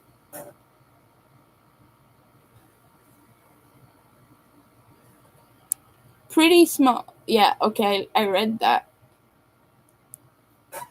Yeah, I saw your lace hooks you showed me. But yeah, I have a whole kit of them and I have the small ones. I have like the point fives and everything. But mine aren't metal, they're the cheap Amazon version. Mine are plastic. They're not metal hooks. They're cheap, but they cost me like $15 or something. I've had them for a very long time. I just wanted to try smaller things for a while, but now I'm using it for an order, so I don't have a choice because it's for very small amigurumi. 3 Disney ones and 3 Pokemons is what the person ordered.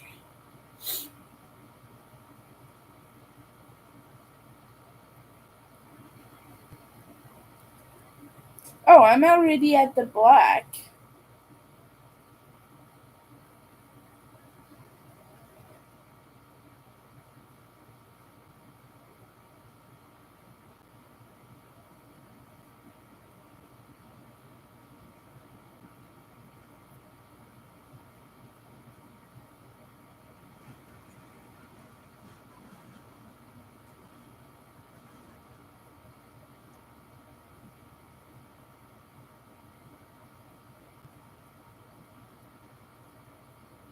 I don't know how many rounds of this black we have. I think we have like maybe one and a half, a little bit less. I don't know. It's hard to tell because it's not wound. It's just a puddle on my desk.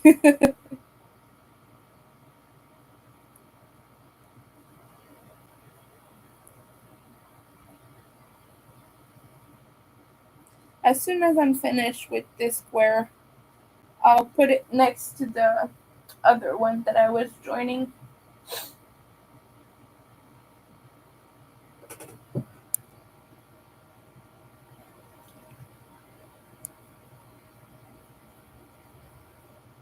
The Rad Girls for an update. Oh, thank you. Take care of yourself as well, dear.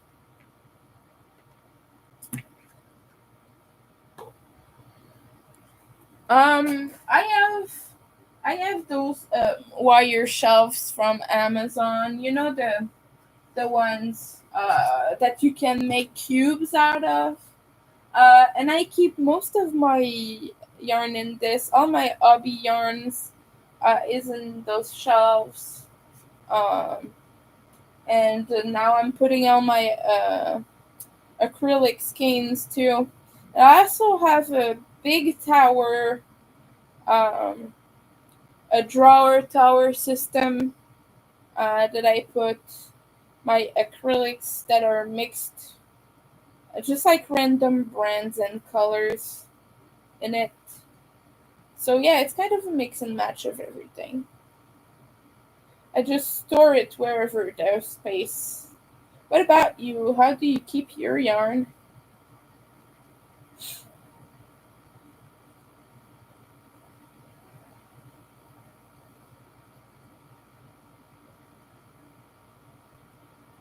You can see it there, like there. Actually, this is the yarn shelves, but the drawers are over there, opposite direction,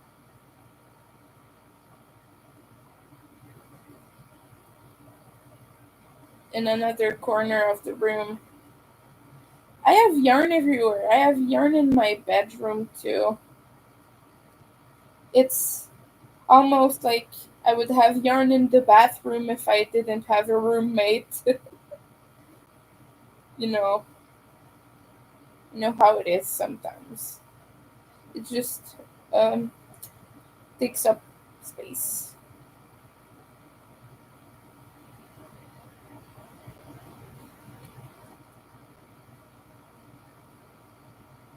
Eh, eh, we're figuring this out. Oh, oh no. Yeah. I'm not gonna have enough black to finish this round though. It's gonna switch to the lavender lilac. I guess it's more lavender because it has grayish undertones. Let's let's see. Look, this is the color that I have next. Oh, hi Ashley, welcome in. What are you up to? How are you doing? Oh, you're crocheting an Afghan. That is fun.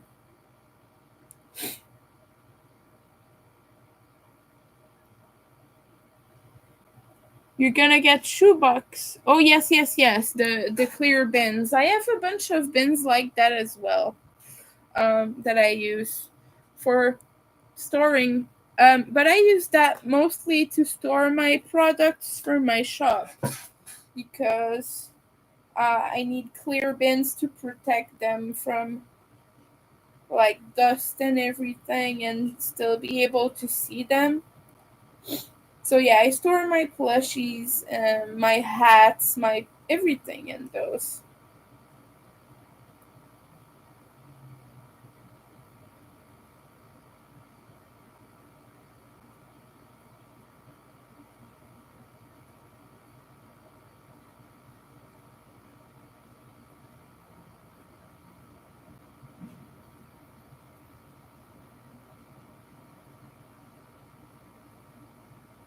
I keep weaving my hair in that. That's so annoying.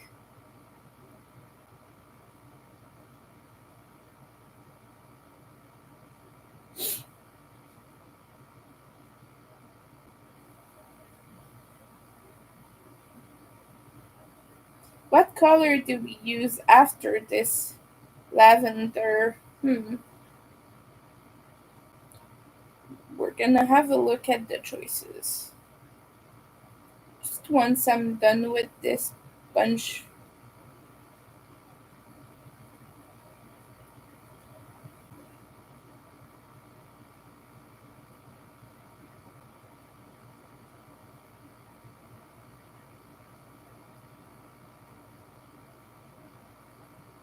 Whoops.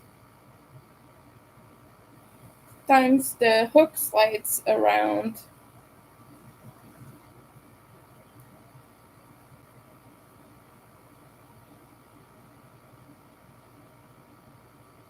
I think we have 5 rounds now. And it's looking colorful. A little bit intense, maybe. Oh, congratulations. That's awesome.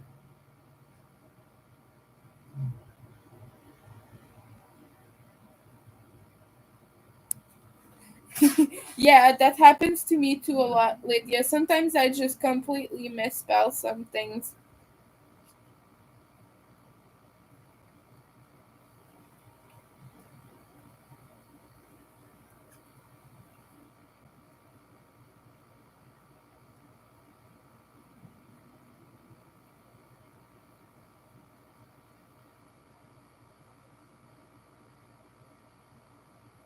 So yeah, my goal is just to get my box of scraps to go down a little bit because right now it is overfilled. Let's show you what I have. This is everything. In the worsted department, I have another bag filled with DK scraps that I want to use for other things. Oh, we have this purple. We have. Oh, yes, I'm gonna use this next. Okay, so we're gonna use the sparkly black and then this. It's kind of grape purple. Hmm. I have some sparkly yellow. I'm not sure I want to use it. Not now. Oh. Oh, but we have a sparkly green.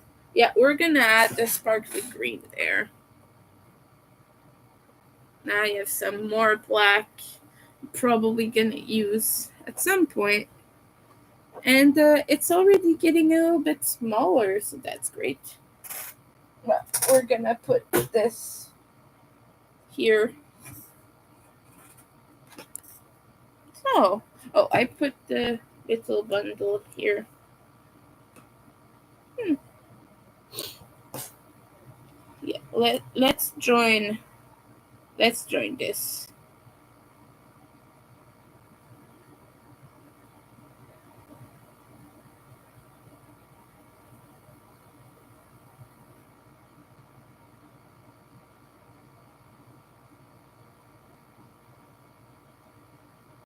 As you can see, Nightbot is reminding you all to hydrate. So take a sip of water. It's a little bit hot where I live right now. It was 26 degrees when I checked earlier, I think. Something around that.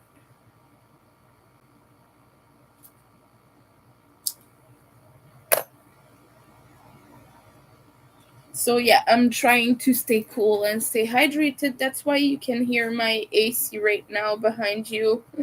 I'm sorry about that. But yeah, we just gotta deal with that right now because it's really hot. It's a hot summer day. It's not even summer yet, but sometimes seasons just get confused.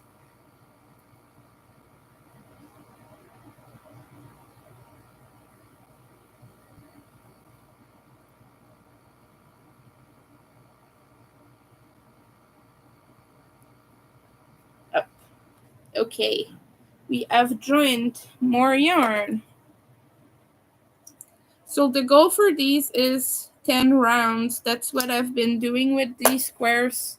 And then after that, I just joined them together into a big square that the people saw earlier. But right now it's on the floor. You're on row 27. That's good progress. 62 stitches wide. That is a good size. What pattern are you using? Are you using a specific pattern?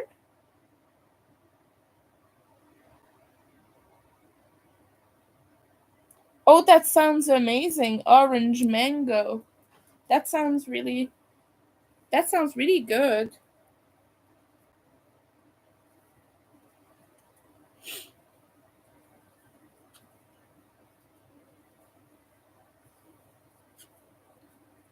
I've been on water for a while now. Yeah. But I always keep it next to me when I work. So.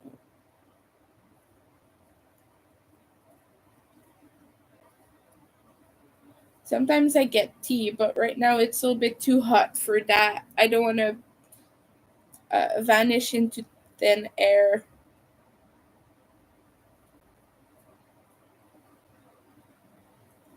Three. Okay.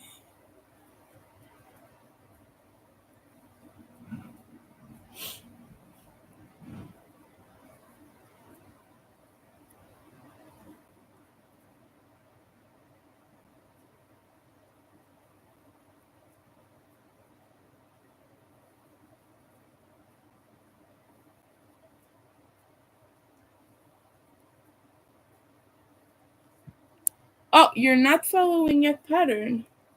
Yeah, sometimes it's just fun to make it up as you go and just do a stitch and just go about it.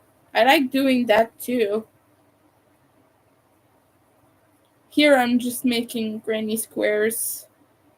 But yeah, I have a project that is a little bit like that where I'm just doing any stitch that comes into mind.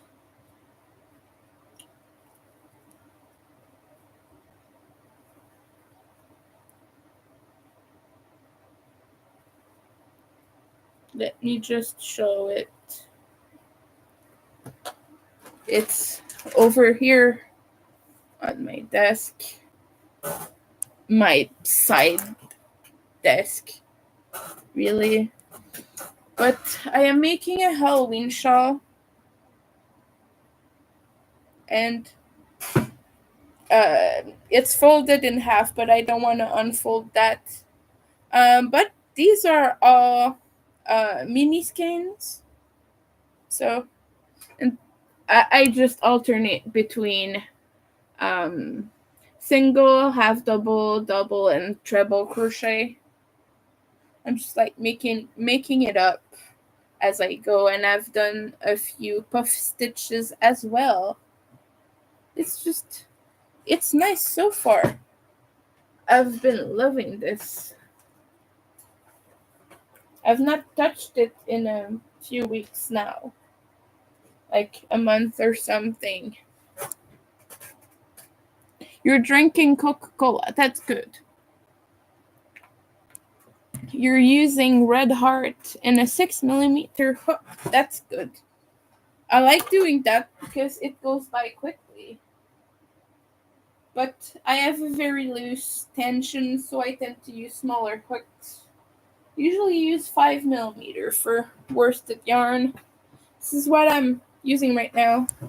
A Furls Aries 5mm hook. You can't see it because the paint is like fading. I have to do a swipe of white paint soon. When you want to refresh the paint on a Furls hook, you can use an old card, like an old library card or something, and you just put a dab of paint on the area here, and you swipe your card, and it will refresh it. I saw a tutorial on that, and it made it so clear and nice. So I'm gonna try that soon. I'm sorry for the squeaky noises. Hopefully you can't hear that too much.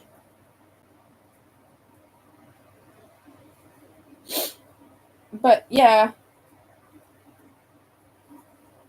after the stream I was gonna watch a movie.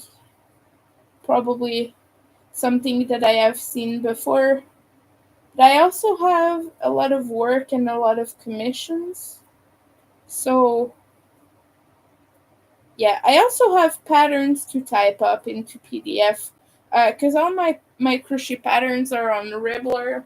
I have like 3 of them on my Etsy and Ravelry and everything, but most of them are just only on Ribbler exclusively, and I have to solve that. I have to add them to other platforms as well.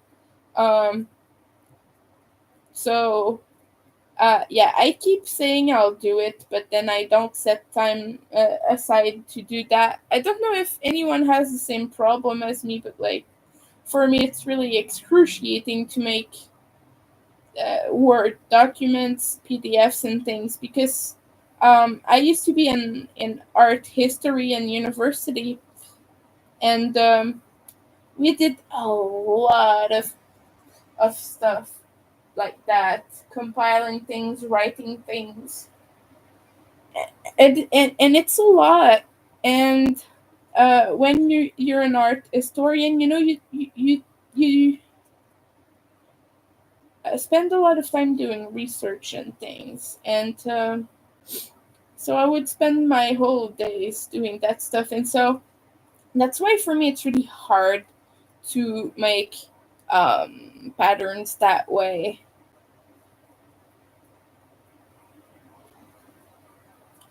So that's why I love Ribbler. You just type in your line and it does everything automatically for you.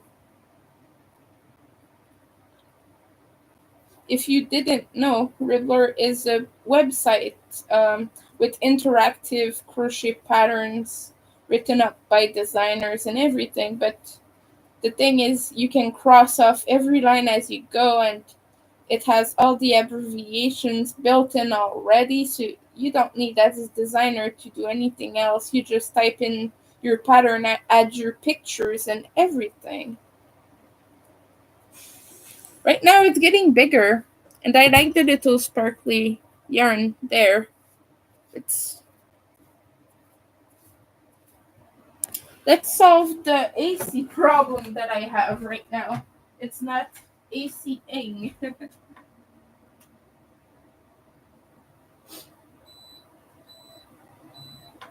There.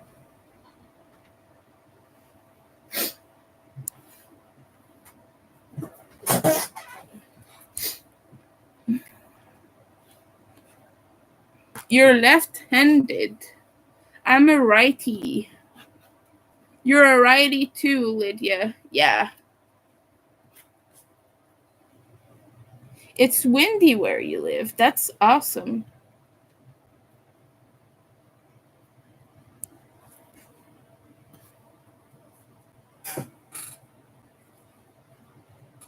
Every row has 225 stitches. That's a good size. That is going to be big.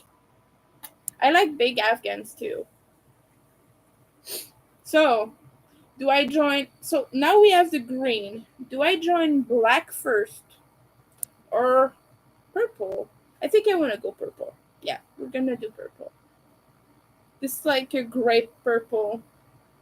it's beautiful. Yeah. Um,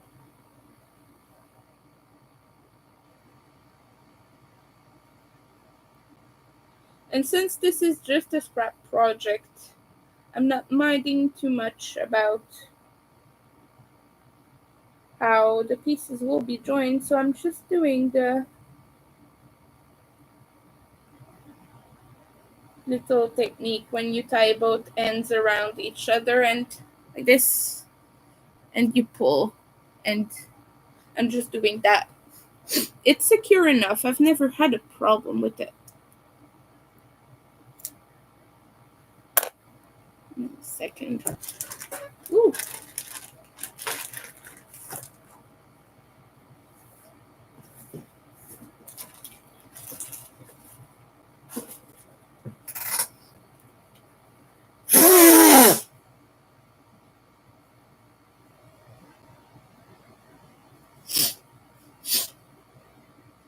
My nose is getting a little bit irritated from all the nose wiping I've been doing.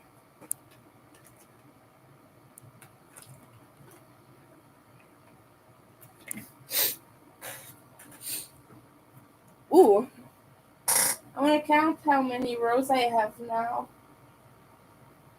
1, 2, 3, 4, 5, 6. We're on the sixth row. We still have 4 to go after that.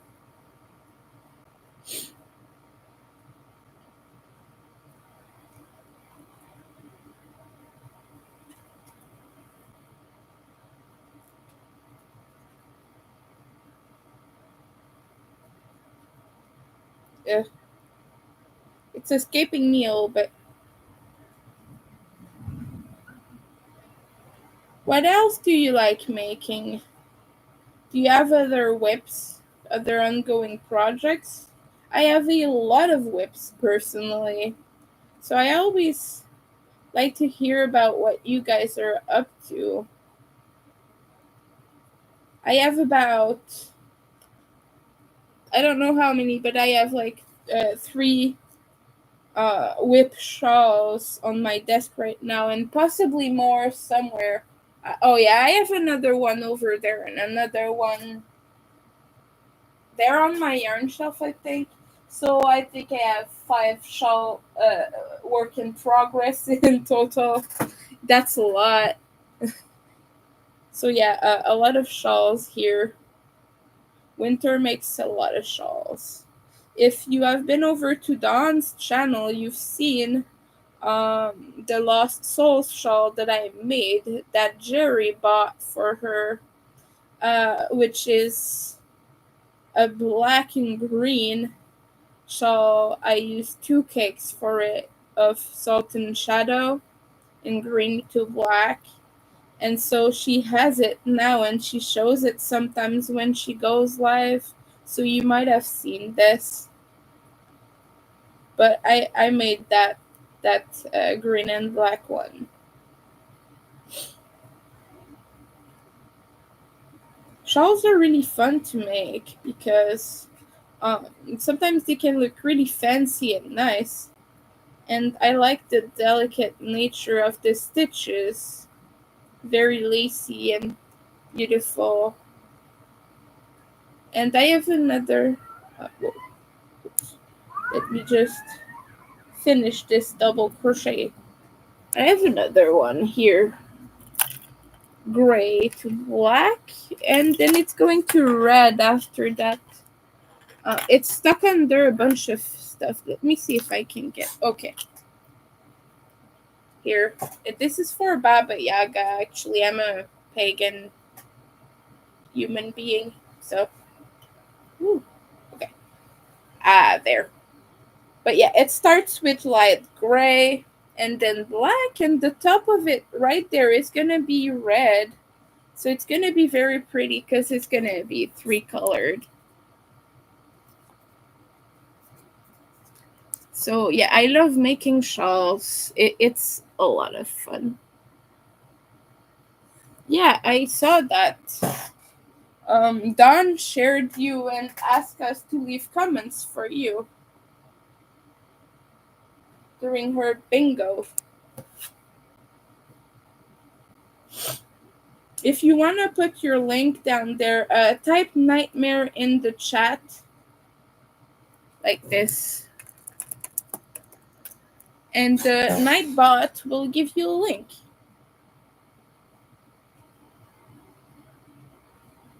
And so people can click and subscribe. Yeah, like this, exactly.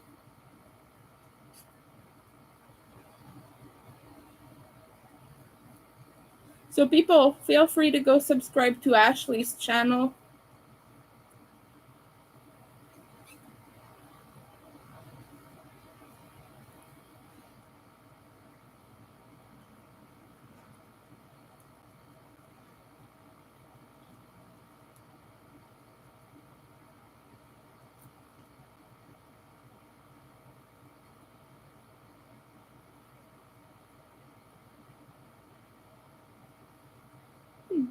I have a lot of this green here.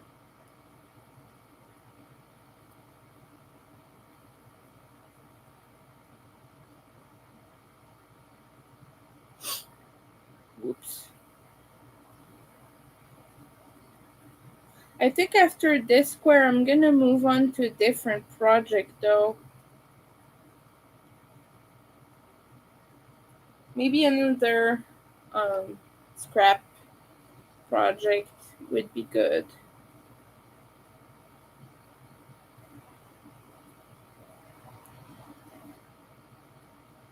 Because I have things that wouldn't go too well with my Halloween theme.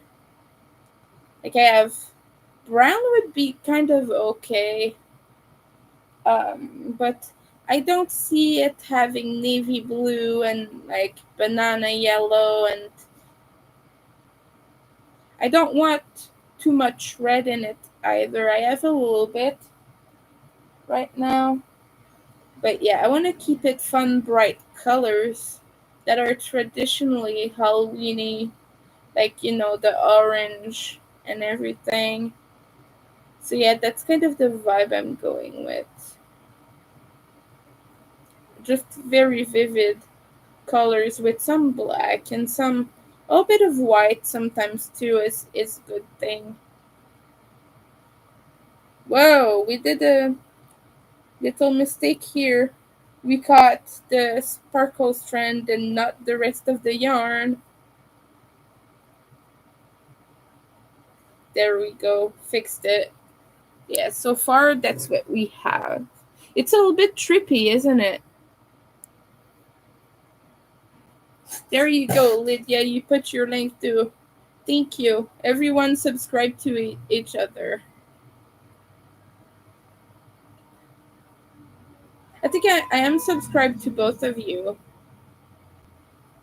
But sometimes YouTube does a little trick and removes people from your subscribers, from your, you know what YouTube does. Um, it's so a bit silly like that. I've lost people like this before. Like, I don't know why, but YouTube kept removing Zach from the people I'm subscribed to. And I had to subscribe to him like 3 times. And the same happened for him too. So like it was not meant to be. YouTube doesn't want us to hang out. Silly YouTube. Happens. Happens. Yeah. But yeah. That's why we always gotta check that we are still subbed. Yeah.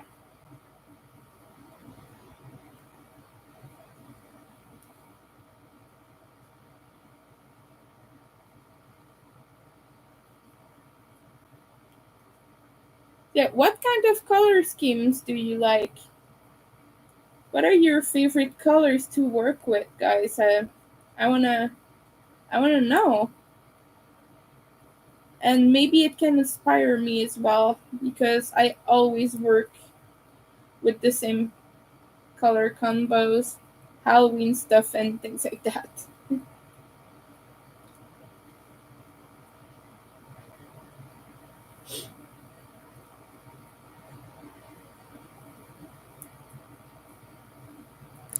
Ugh. Oh, come on. No! Stitches are escaping my hook. There, we got it back. Yeah, same. Yeah.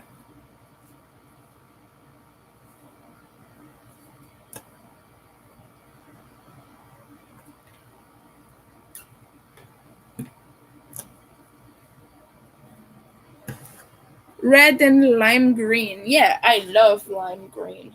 And red is my favorite color, although that's kind of obvious with the home decor there. Yeah, those are great colors too.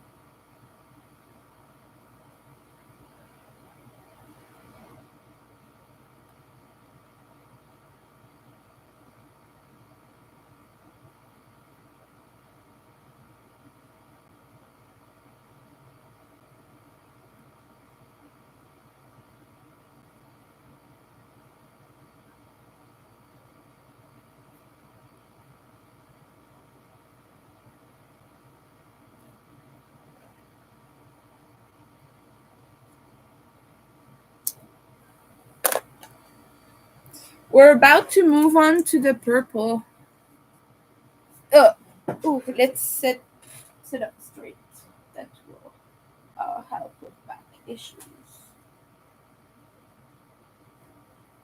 Yeah. Whew.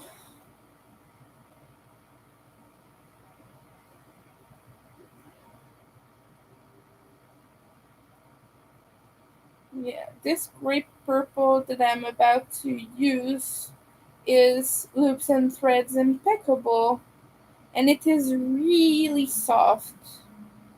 If you've never worked with it, I recommend it. It's a little bit on the thin side, but it's really soft and fluffy for an acrylic yarn. It's not the best quality. It's a little bit weak, but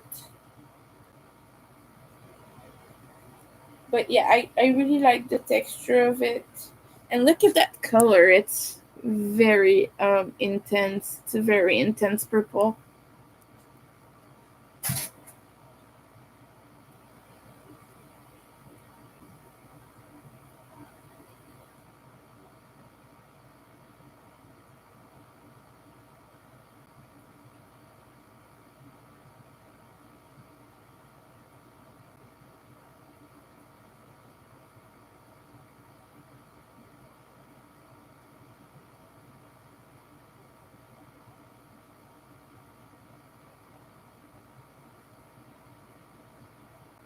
Whoops.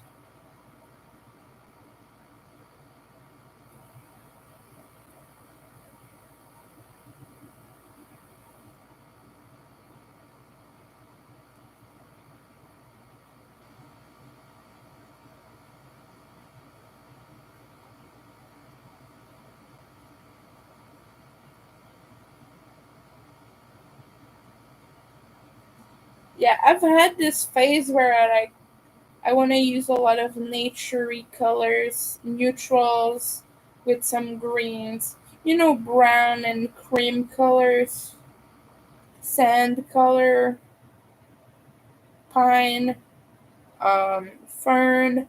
You know the type, just together, mashed together, and color changing yarns also.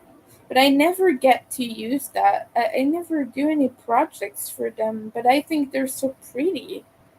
I did a blanket for someone with those colors a while ago for a customer, but for myself, like I would make a cloak, like a witchy thing with those colors, and that would be nice. Or maybe a witch hat. I've not made one in a while. I have a witch hat, and it is a sparkly. Let me see if I can find my witch hat for you. Ouch.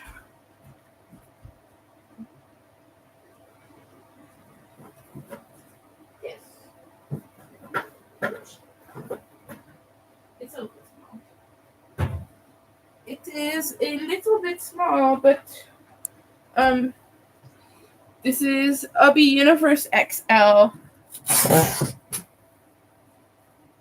And I think I will sell it because, yeah, it's a bit too narrow for winter. But just look. Look how pretty. It's all shiny. Let's see if I can wear it. It's meant to like fold back. You'd like point it. Wait. You can wear it up straight, but it looks a little bit silly. Wait. But yeah, it's a little bit too small for me. So I followed the pattern, but this is DK and the pattern is for worsted. It still fits, but it's giving me a headache, you know. So yeah, I might sell this one actually.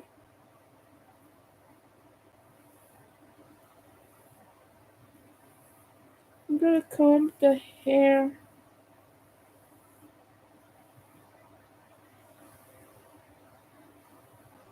Or you could point it forward or to the side, like, hold on, like this, you know. Let me just, like that. Just a little cute point down. Yeah, that's sweet. I like that.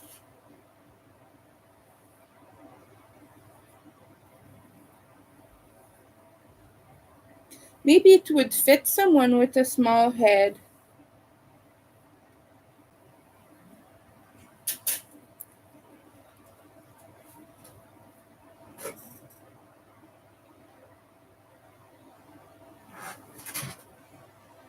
Yeah, hats on the knitting machine are fun too. But there's no way I could have made a witch hat like this on a knitting machine.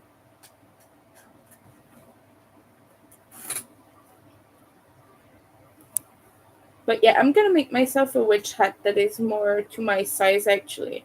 Probably gonna sell this one. Let's measure it though. Let's just measure this part.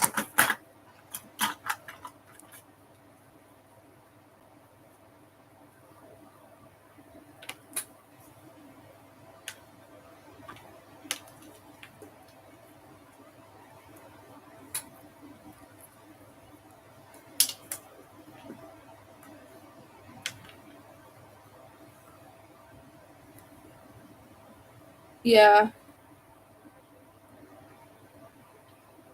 It's about 21 inches.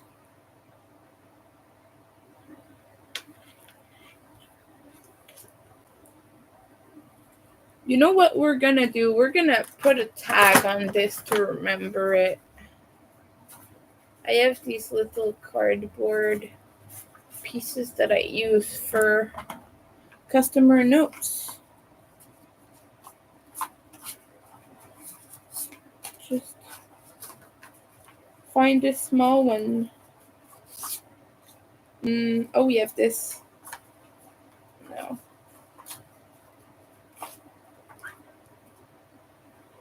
We don't have the good size for this. I might have some paper in here. Yeah. Okay.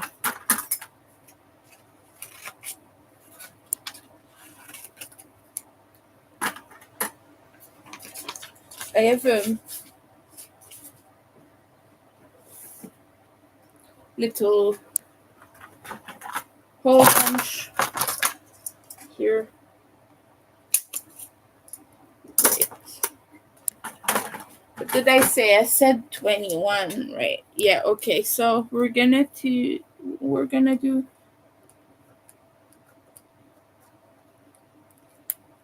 cut a piece of yarn. No. I have scraps. What am I doing?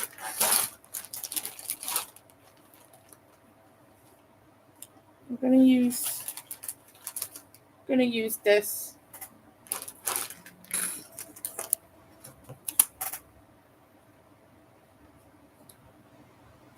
There.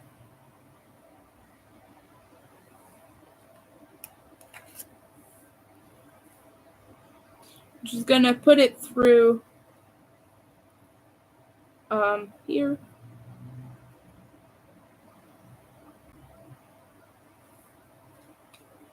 There.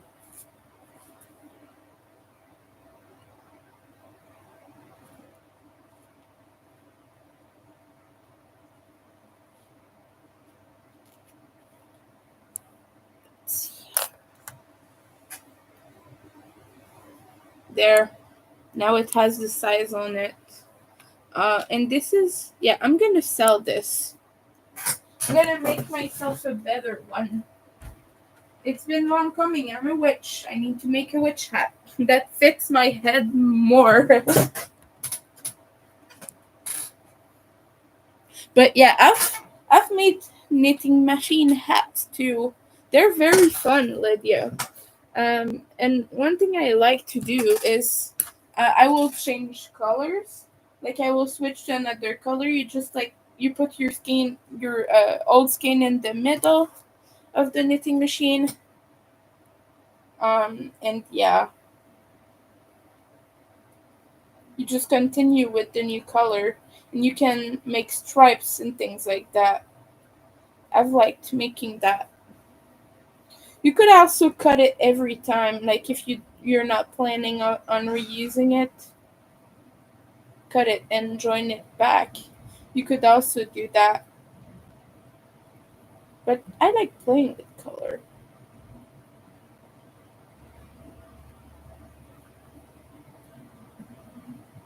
My knitting machine is up there on my yarn um, drawer tower. It's at the top, at the very top.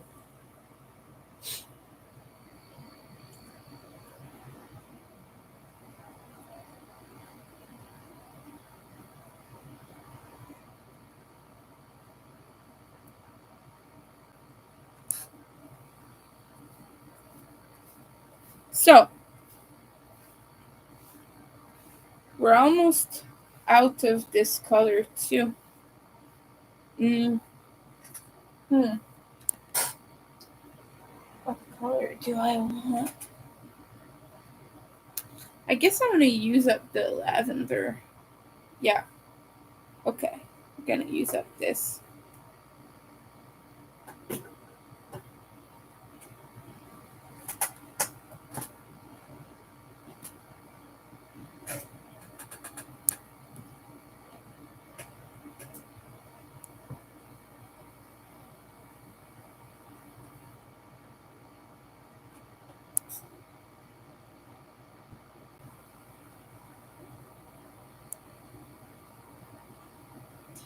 Oh yeah.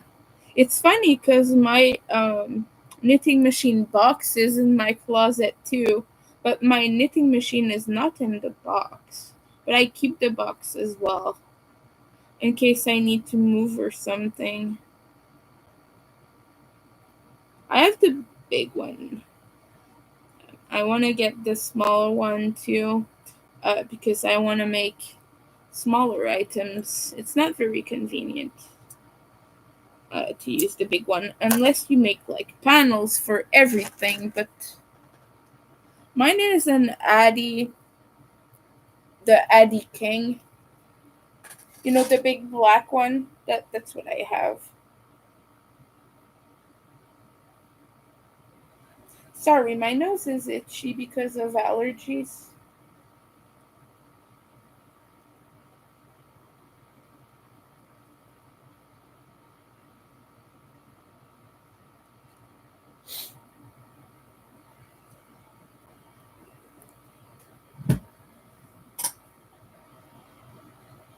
What's your knitting machine? What's the brand?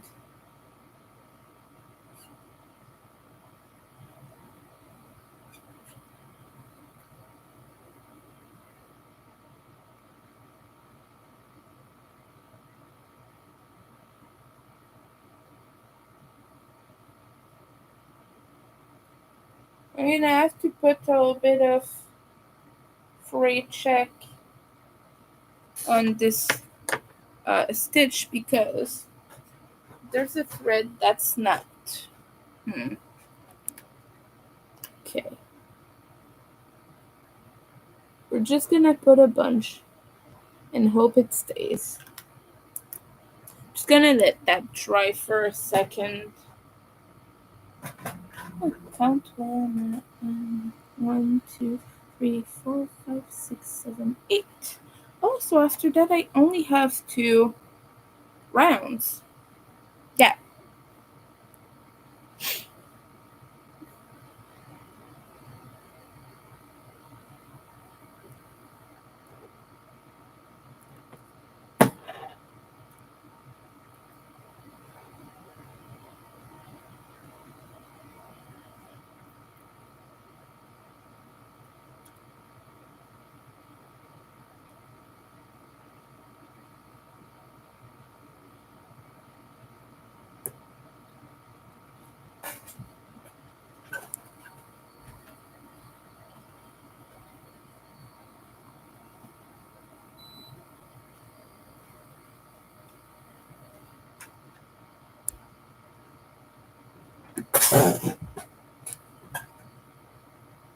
You have an Addy too. It's a really good machine. Does yours work well too, Lydia? I've not had problems with mine so far. I just re-oiled it a while ago, and the screw for the handle is tracked, so I having a problem with that. But other than that, it's great.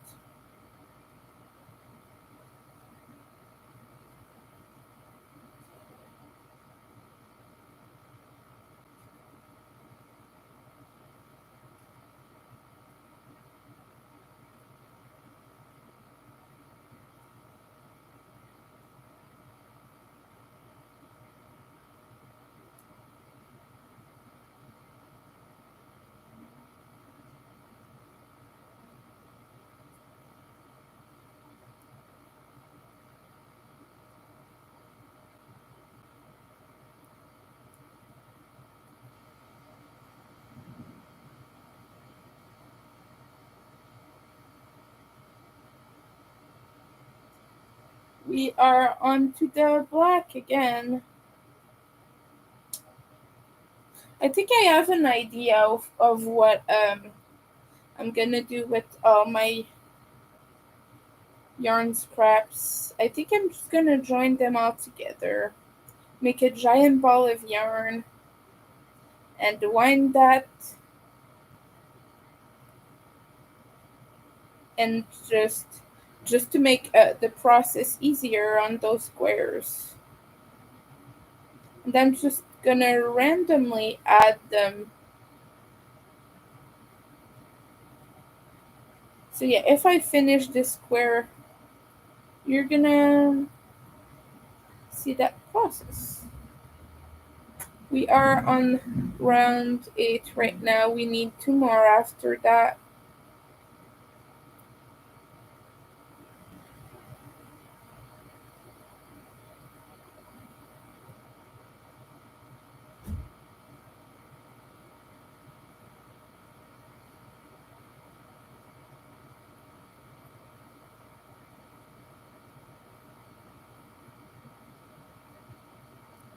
Actually, I need content for Instagram, so I'm gonna take a picture of this one.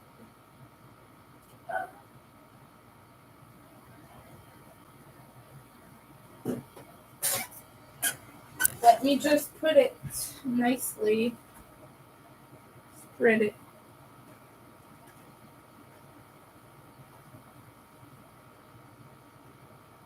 Ah.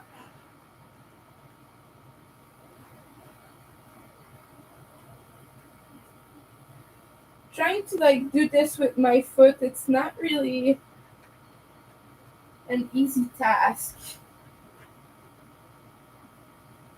Yeah. Life as a content creator, guys.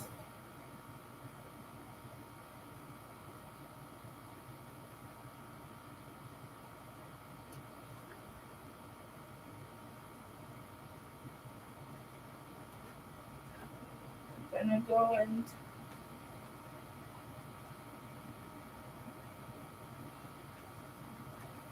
okay. Eh.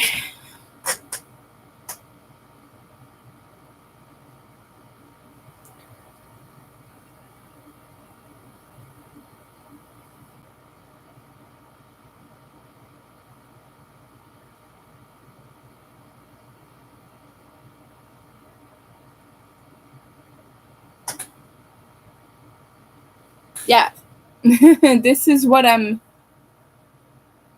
making.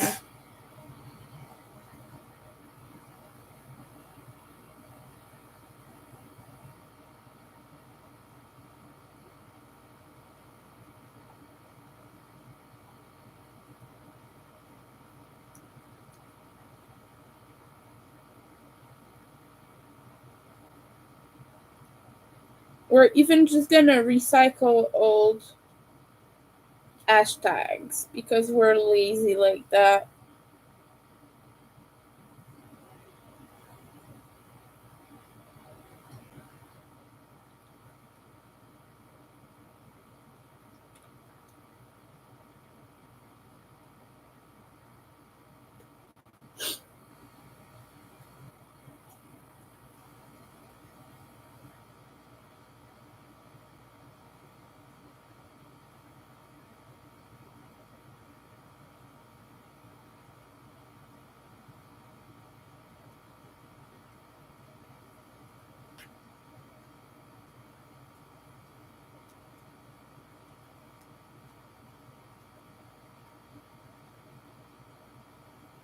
So we just gotta write a caption now.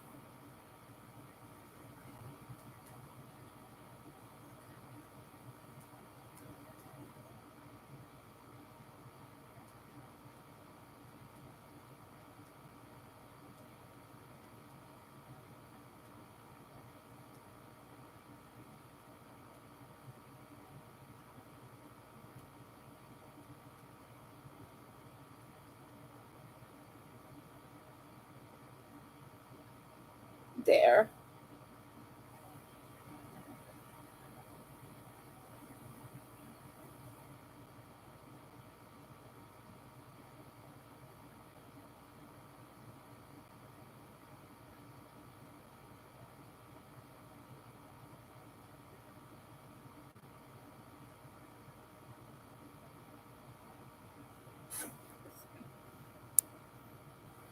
My friend used it and she had a power tool. Oh no, she broke it.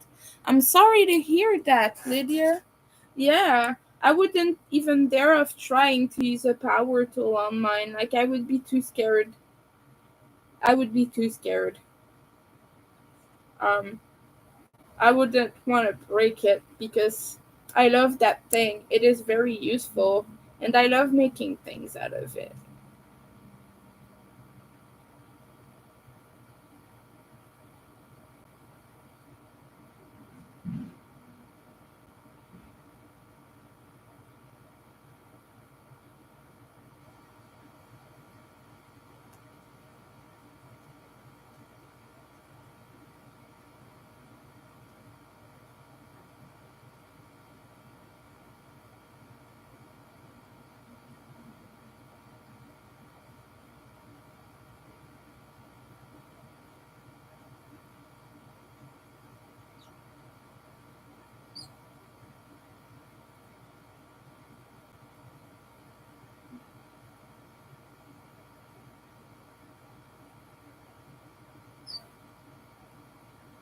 There you go. We have a post on Instagram now. Always gotta do that to make sure you play with the algorithm. Oh, I gotta do that on threads too.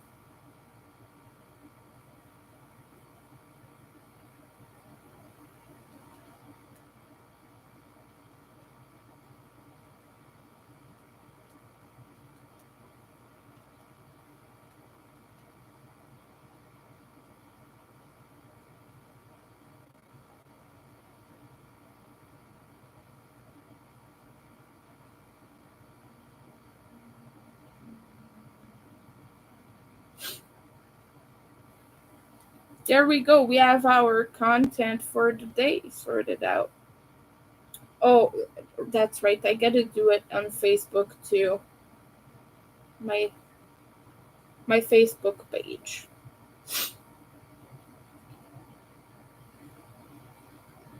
And I have to write something a little bit longer for this. You told her she oh yeah. Oh, she didn't want to help you buy a new one. That's unfortunate. When you break someone's things, you gotta pay for them. Yeah, I'm sorry, Lydia. That's awful. Especially an Addy, like it's expensive too. I'm sorry to hear that. That's not a good friend.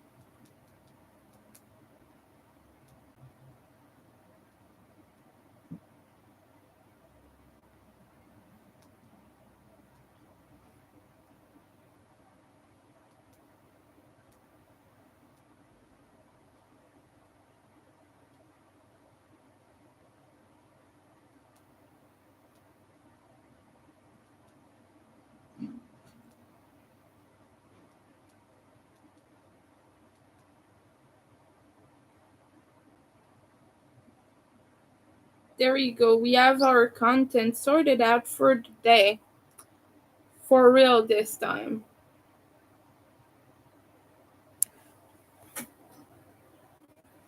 But yeah, people, when you break other people's stuff, you gotta pay for that. Like it doesn't matter if you didn't do it on purpose. Um, so yeah, because stuff costs money and stuff is important to us. The things we love to use, and you know, just I was taught as a kid, um, always be careful with other people's belongings. So yeah,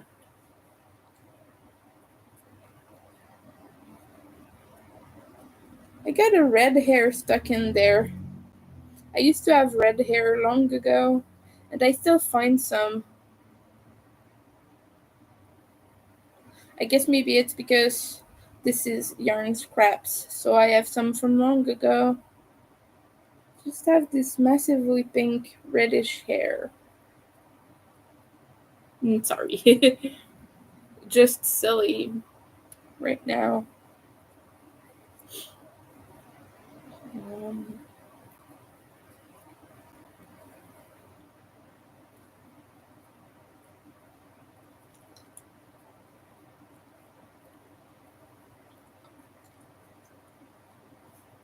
it's getting big. After that, we will join.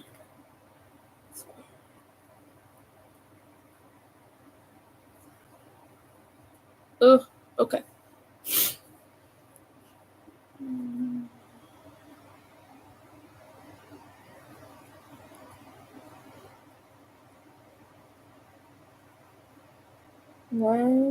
1, 2, 3, 4, 5, 6, 7, 8. Yeah, that's right. I do have to make two more.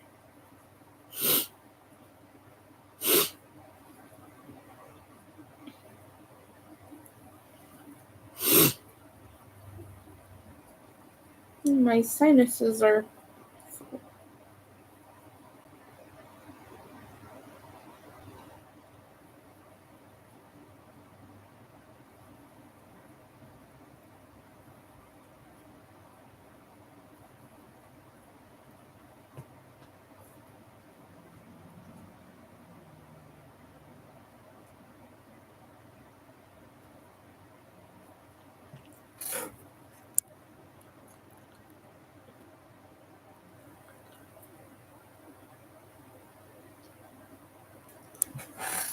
Wow. Well, if she wants to make hats, she can buy her own Addy. Right, because if she sells the hats, she's gonna make that money back anyway, so why doesn't she buy one?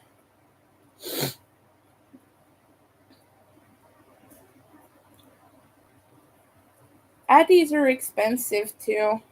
They're about $200, right? I think yeah, for the big one at least.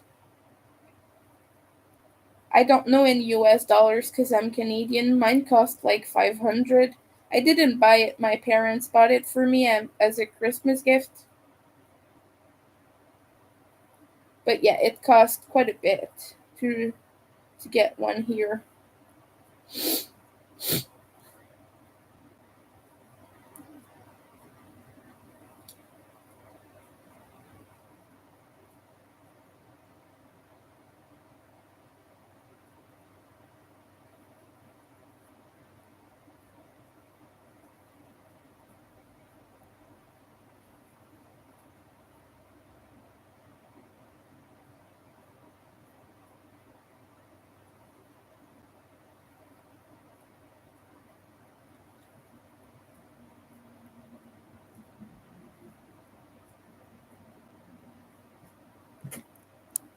She doesn't want one, but she wants to use yours. What's the logic in that?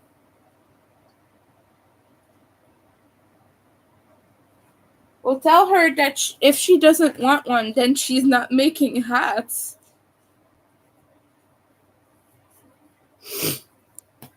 That's weird.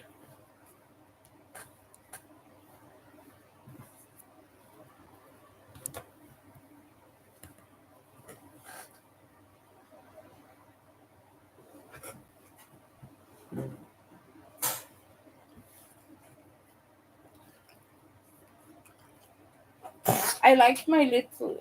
I like my big Addy. It's nice. So yeah. If someone wants to use a power tool with it, I'll tell them to go to buy their own. Essentially.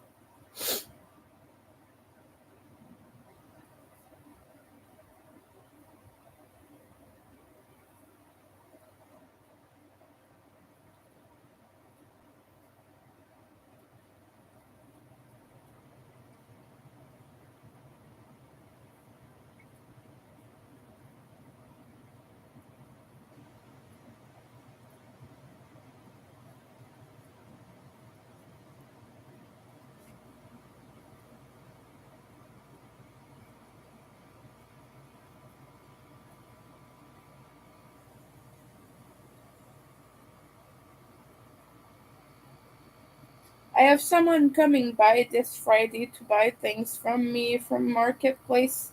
I'm hoping they're not gonna ghost because a lot of people from Marketplace do that. So keep fingers crossed that this person shows up because I need money.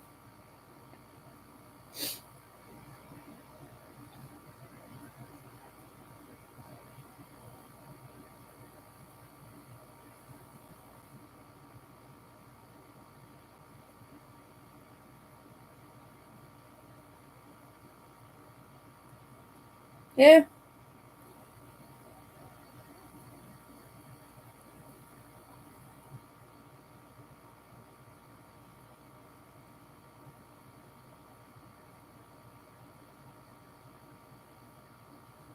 I think I'm gonna make a video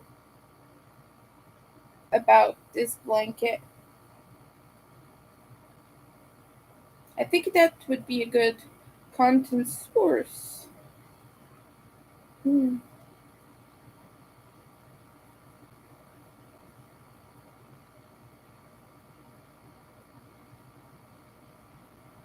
I might just make a short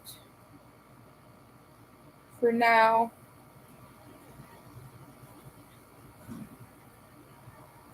Because it's still short.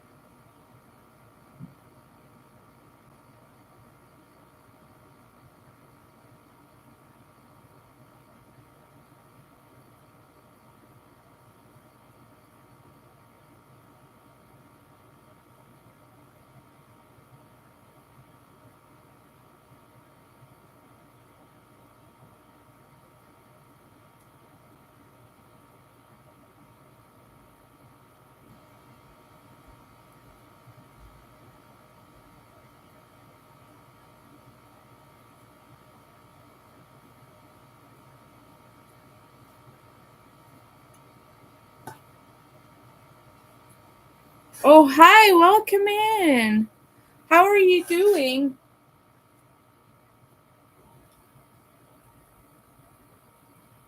Today we are granny squaring over here. And I ran out of squares, so I'm just going with scraps and making the most horrendous colored squares. It reminds me of my grandmother because that's the kind of stuff she would make. And it makes me so happy to do it. I don't know.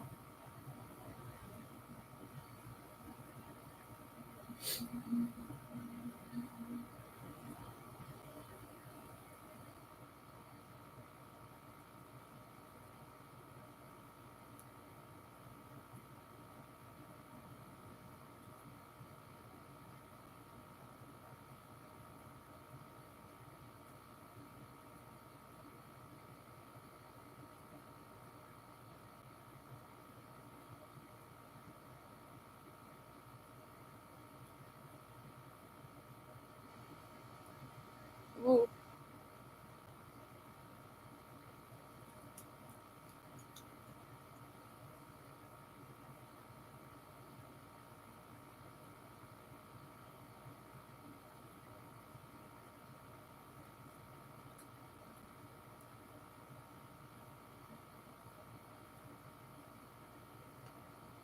goodness. Oh, there we go.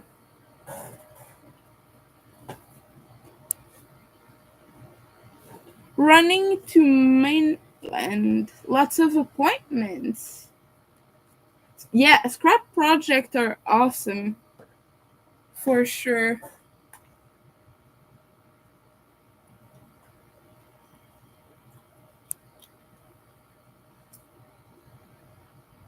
Your friend bought knitting looms, Lydia.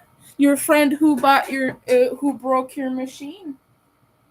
Knitting looms are fun too. I guess it just takes a little bit more time to make stuff.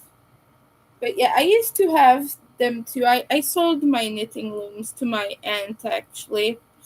I hope she's finding a better use for them than I was, except he's my Addy now. But yes, you're right about that, dear. Scrap projects, you always like keep the memories of all the yarns and what you did with them before it became scraps too. And also just the fact that my grandma made these gorgeous blankets that were horrendous in color, but it's just such a traditional thing that I have fond memories of that. My grandma was an amazing lady. Okay, I have this little bit here. One, two, three, four, five, six, seven, eight, nine. Okay, I'm missing one round, and now I gotta figure out what color I want. Because we're ending with this lavender color here, but I don't have enough to make a full round. Oops. So I'll join another scrap.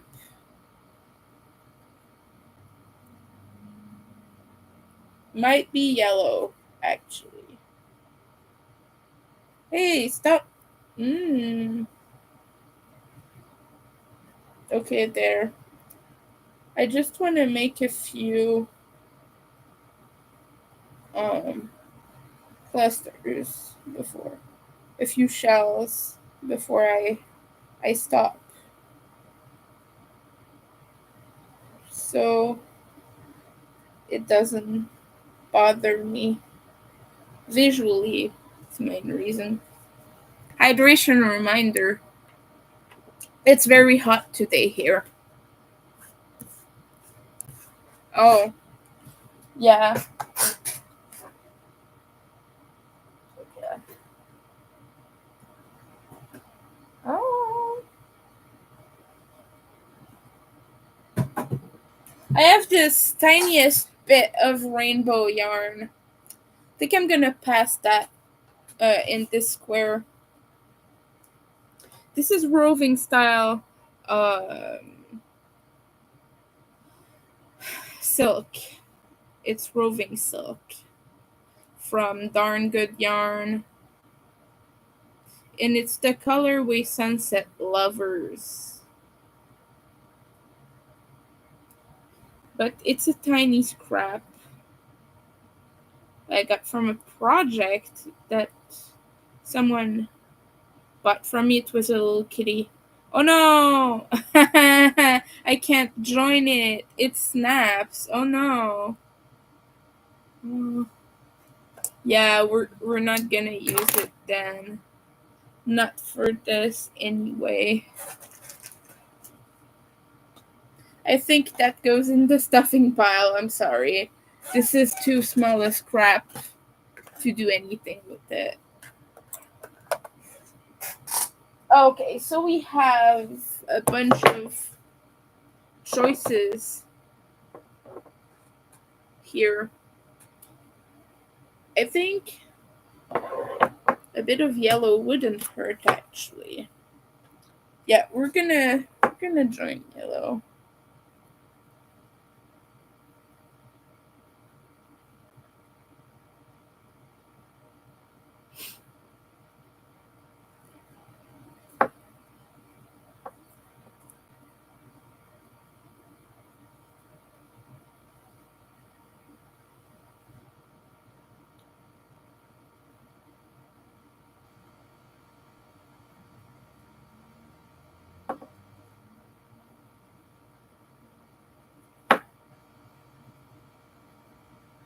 I'm gonna let her answer if she's still around.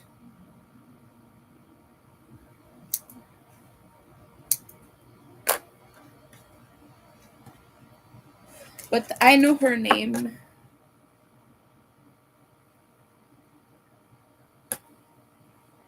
And it's a very beautiful name, by the way. It's the name of my great aunt. And I've always thought it was an amazing name. Oh no. Now I have bunches of yarn everywhere. Yeah. That's what you get when you put scraps together.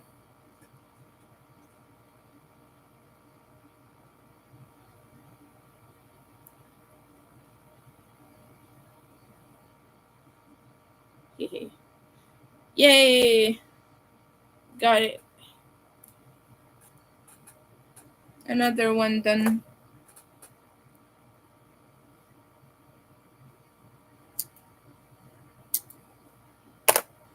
Oh no. Okay. Gonna put this aside for the moment. And we're gonna do the 10th round.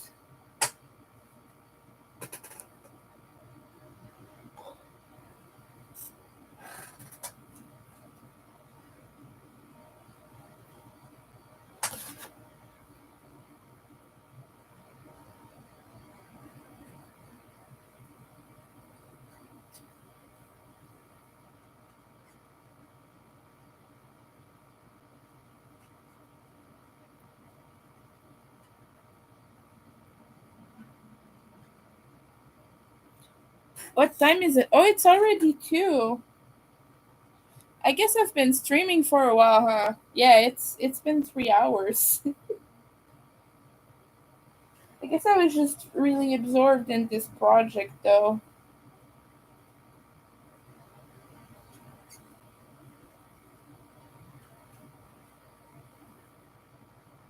Hmm.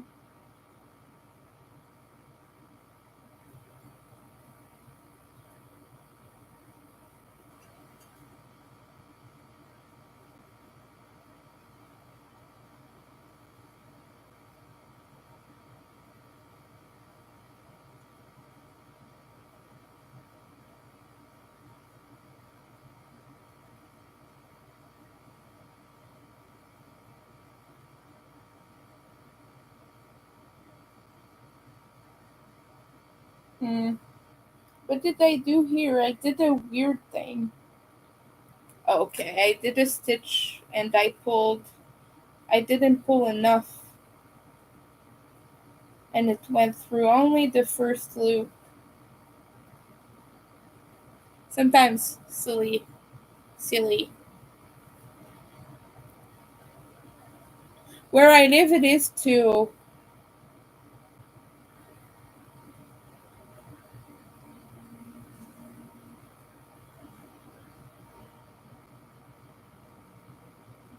I started streaming around 11 something.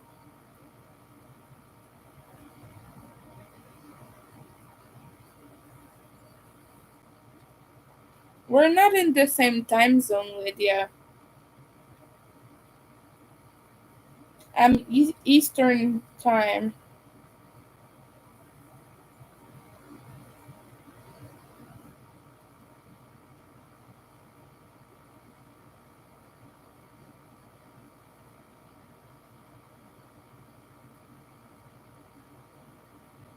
Oh, look at that yellow. It is very intense against this color here.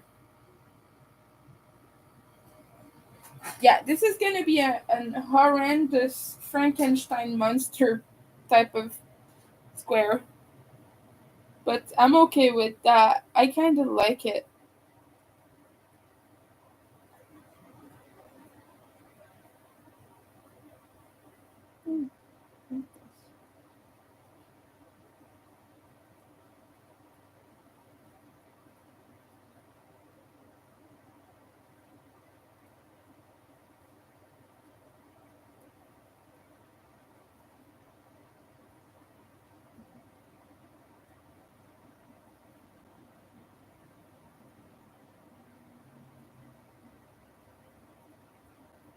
There.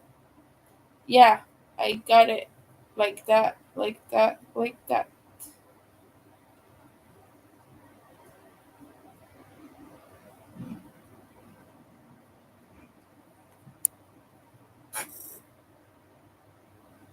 Yeah, I'm Eastern time. Um, Montreal is very close to the East Coast. There's still a little bit of there's another territory between Quebec and the Eastern Coast. Well, a territory that is on the Eastern Coast actually, but I'm very close to that.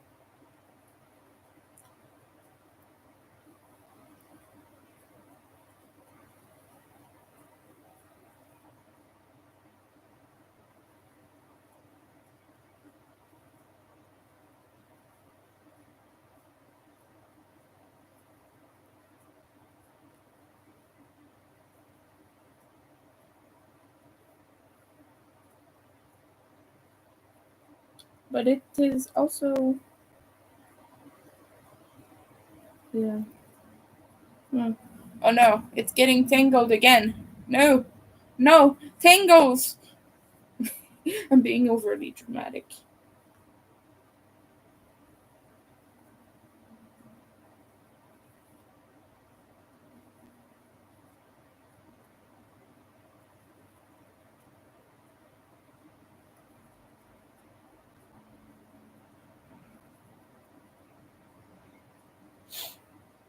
Some of the squares are a little bit bigger because I'm using only worsted yarns, but some of them are like, a little bit thicker. Especially this one, I'm using Fentex worsted right now, and it's really heavy, intensive, and scratchy. And some of these neon colors towards the center here, they're very big. And also, Red Heart Comfort is a very thick yarn. And I have squares that are made only with it. So when I make those, it kind of plumps like this on the blanket that is on my floor right now. I'll show you as soon as I'm done here. I'll show you what I mean, but Yes, the squares that are made with thicker yarn are kind of bowing outwards, and the ones with smaller yarns are going inwards. Which is okay. At the end, it will make a blanket, and it will like kind of even out. It's no big deal. Like sometimes scrap blankets, that's just how they look. They're a little bit uneven, and that's okay. If you don't use all the same brand, it can happen. It's not that big a deal for me. Like I said, I'm just having a lot of fun with this.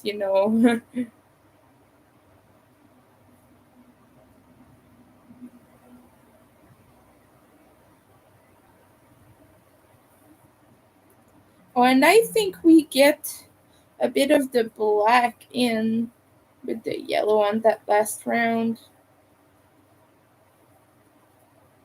And after that, I'll just join scraps together. Ooh. Oh, I'm struggling with this. Wait. Okay. It's just flying everywhere.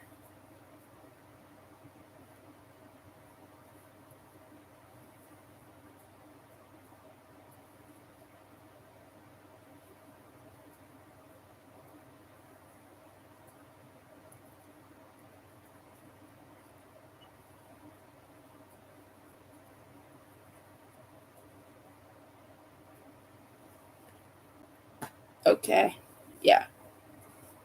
Getting a little bit more of this unraveled because I don't want it to fall off again.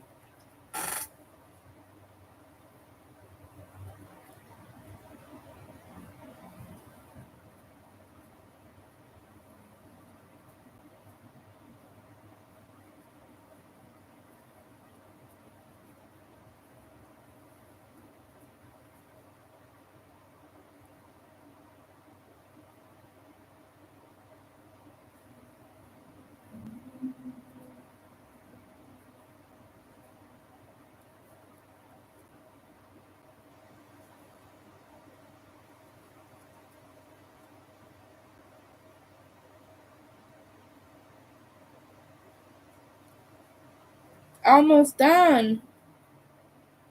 Oh,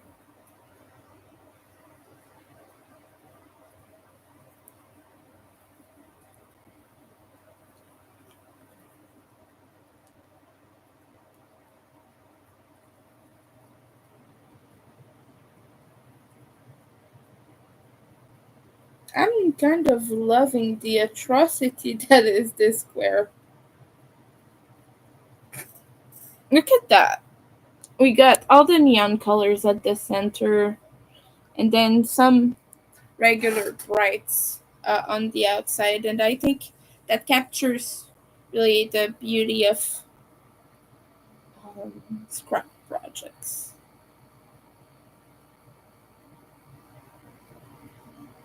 Oops.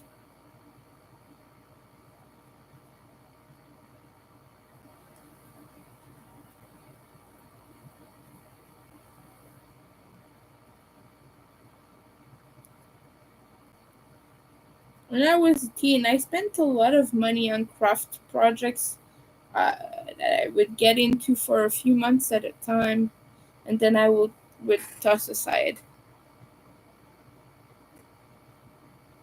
And I would buy insane amounts of eyelash yarn. And what I would do with it was a little bit weird. I would make bracelets, braided bracelets with eyelash yarn. Don't even ask me why or what went through my mind. I can't answer you. I just liked making weird stuff, I guess. Um, gonna change gloves now. Yeah, I'm gonna take a finger break after this. I gotta wash my hands as well.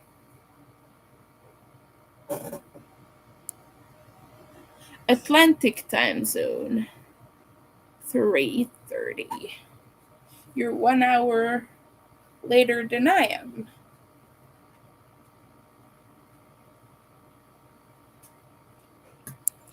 Okay, let's Let's put the end somewhere. Weave it back in. That's what I was trying to say.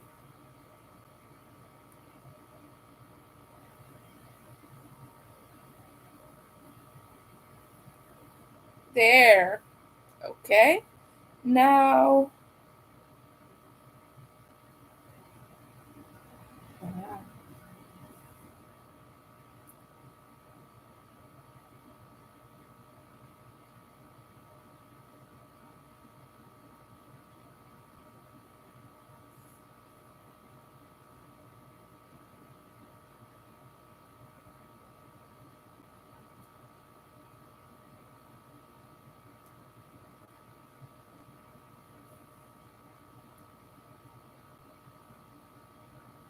And we're going back for one more. Okay, there. Neat. Now. And now we cut. Let me show you this. That's, oh, it's kind of, the corners are, yeah. So we have yellow, lavender, and black on the border here. It ended up a lot more messy than I thought, and I'm here for that. I love that. And we're gonna join it to the massive thing here. Look at those. They're mismatched, mixed and matched. Everything you want, basically. So now I'm just gonna sew this along one of the edges with this little bit of yarn, of white yarn that we have hanging.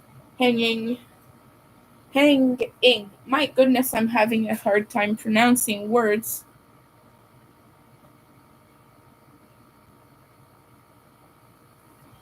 There. Okay.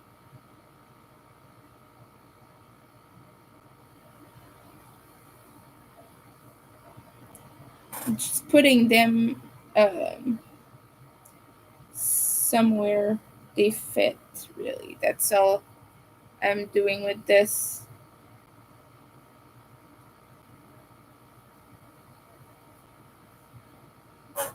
Thank you.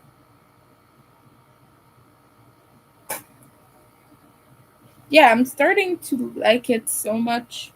At first, it looked really ugly because I had only a few squares and it looked so um, out of place. But now that I'm just adding more and more to it, it's starting to make sense and be more cohesive to have just random bits and pieces here and there, you know. And it's really growing on me. I'm starting to love it.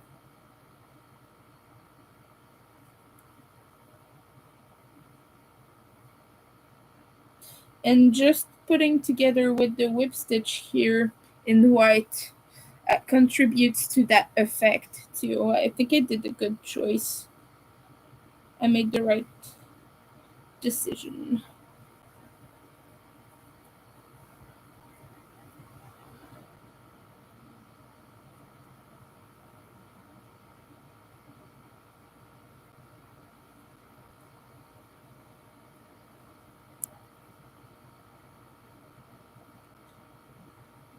In the hole here.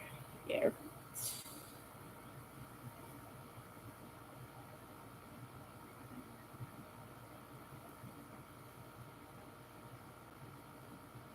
Gotta pull a little bit on my ends.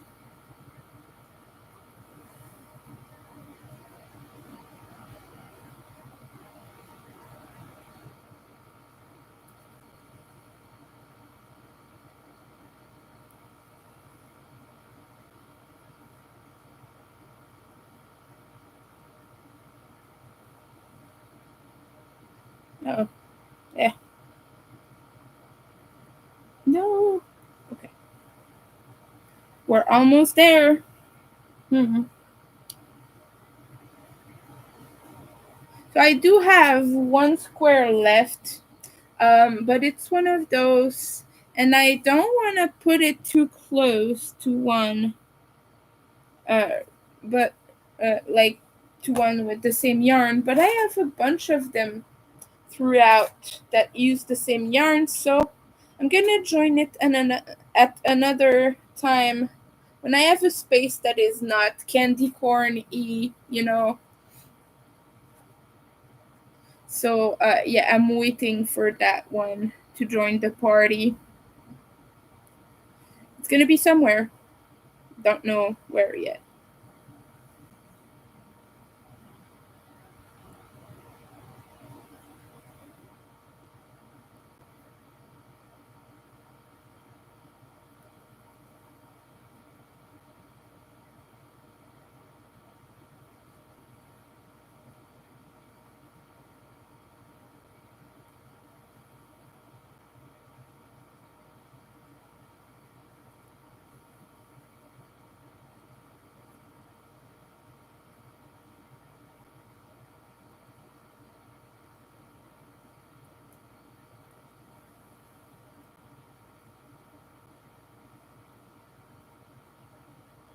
Almost done.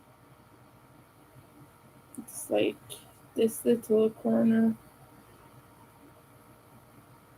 here. Okay. And there. Okay. Do I still have enough? Yes, I still have enough to join another square. But like I said, I don't have a good space yet for this. So this is the square in question here. And this is a Red Heart Mini. It's discontinued. They don't have that anymore. Thank you, Nightbot.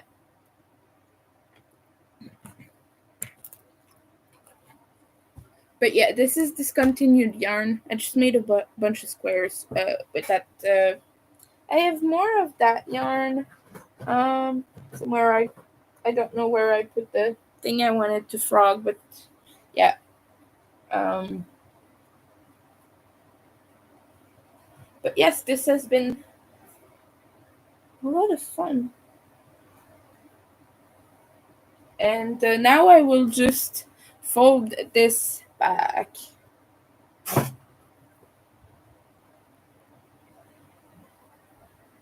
Like that.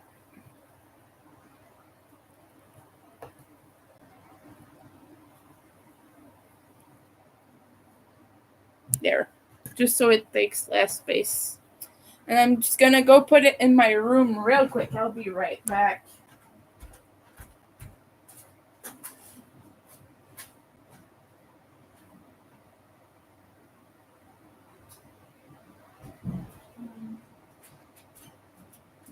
The yarn too. The joining yarn.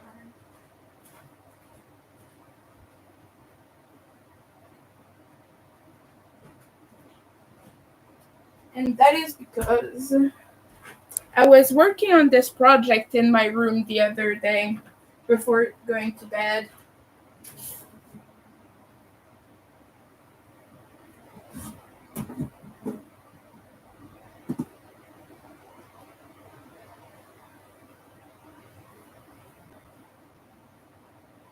I'm just trying to. I don't know. Oh. Oh, yes, right. I still have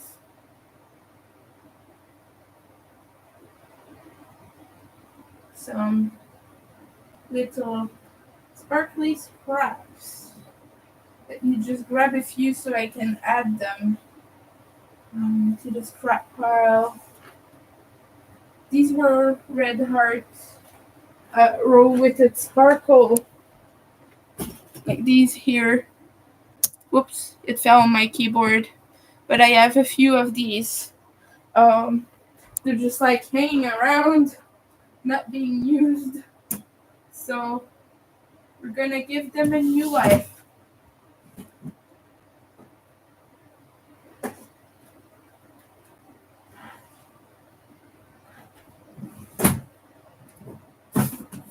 sorry.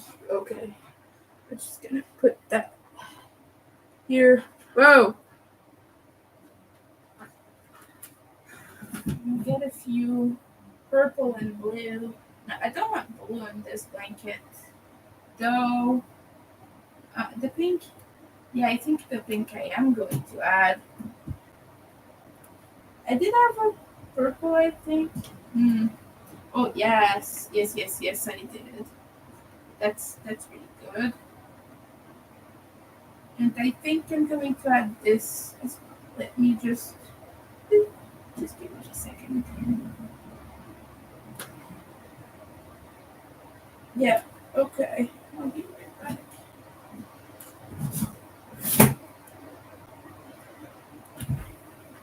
So we got more scraps to sort. And what I'm gonna do now is just add them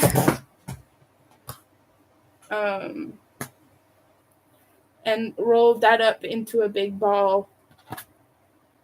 Just so when I make those squares, I don't have to fiddle with it too much after that.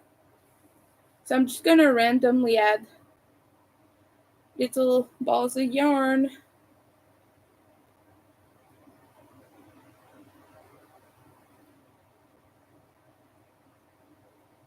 So now the first one we have is black. And I'm joining a sparkly orange to this.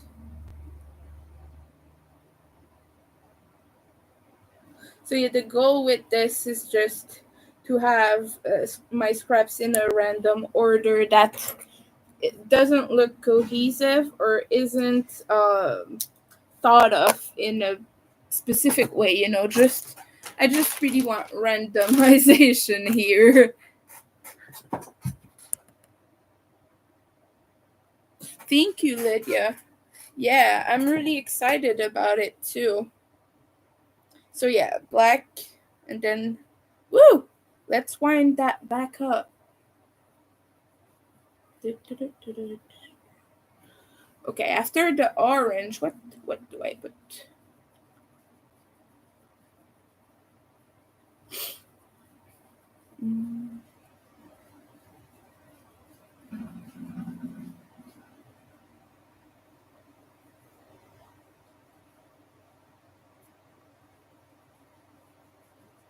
I also have the little scrap box here.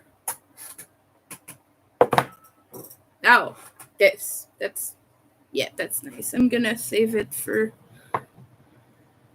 later though. I'm gonna put another color in between. Take all my scraps of black. Okay, there's no more black in here. That's good. And the neons, I kind of keep them for my zombie cats, but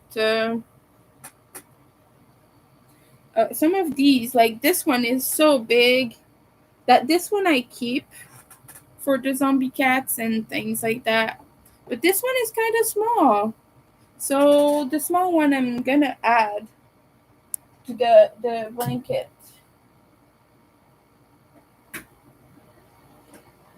And I like the idea of having a little bit of pink, but not too much. Okay, I want the green next, I think. What do you think? This is nice. Next to this orange here. I don't know if you can see very well, but like this. Yeah. I think that's a good order. And obviously, since I'm winding it, the colors are inverted. But yeah.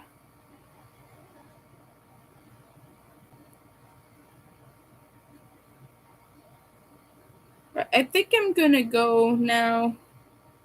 I've been live for like a billion hours, basically.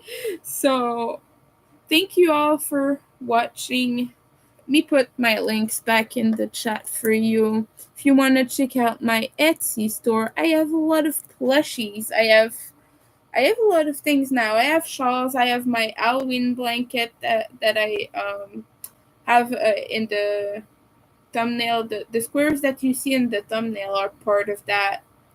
But I have shawls. I have a lot of things, a lot of fun things.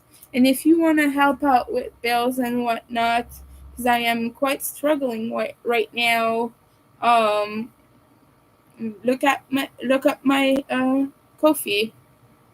The link is right there. So thank you all for watching. I'll see you soon. What color did I want to put? I think I want to go with the purple. Yeah. But thank you all for watching, and have an amazing rest of the day. Take care of yourself. Stay hydrated. It's quite hot in some places, so make sure you're careful and that you are in a ventilated area or you have some shade if you have to be in the sun. So thank you, everyone. Have a good day.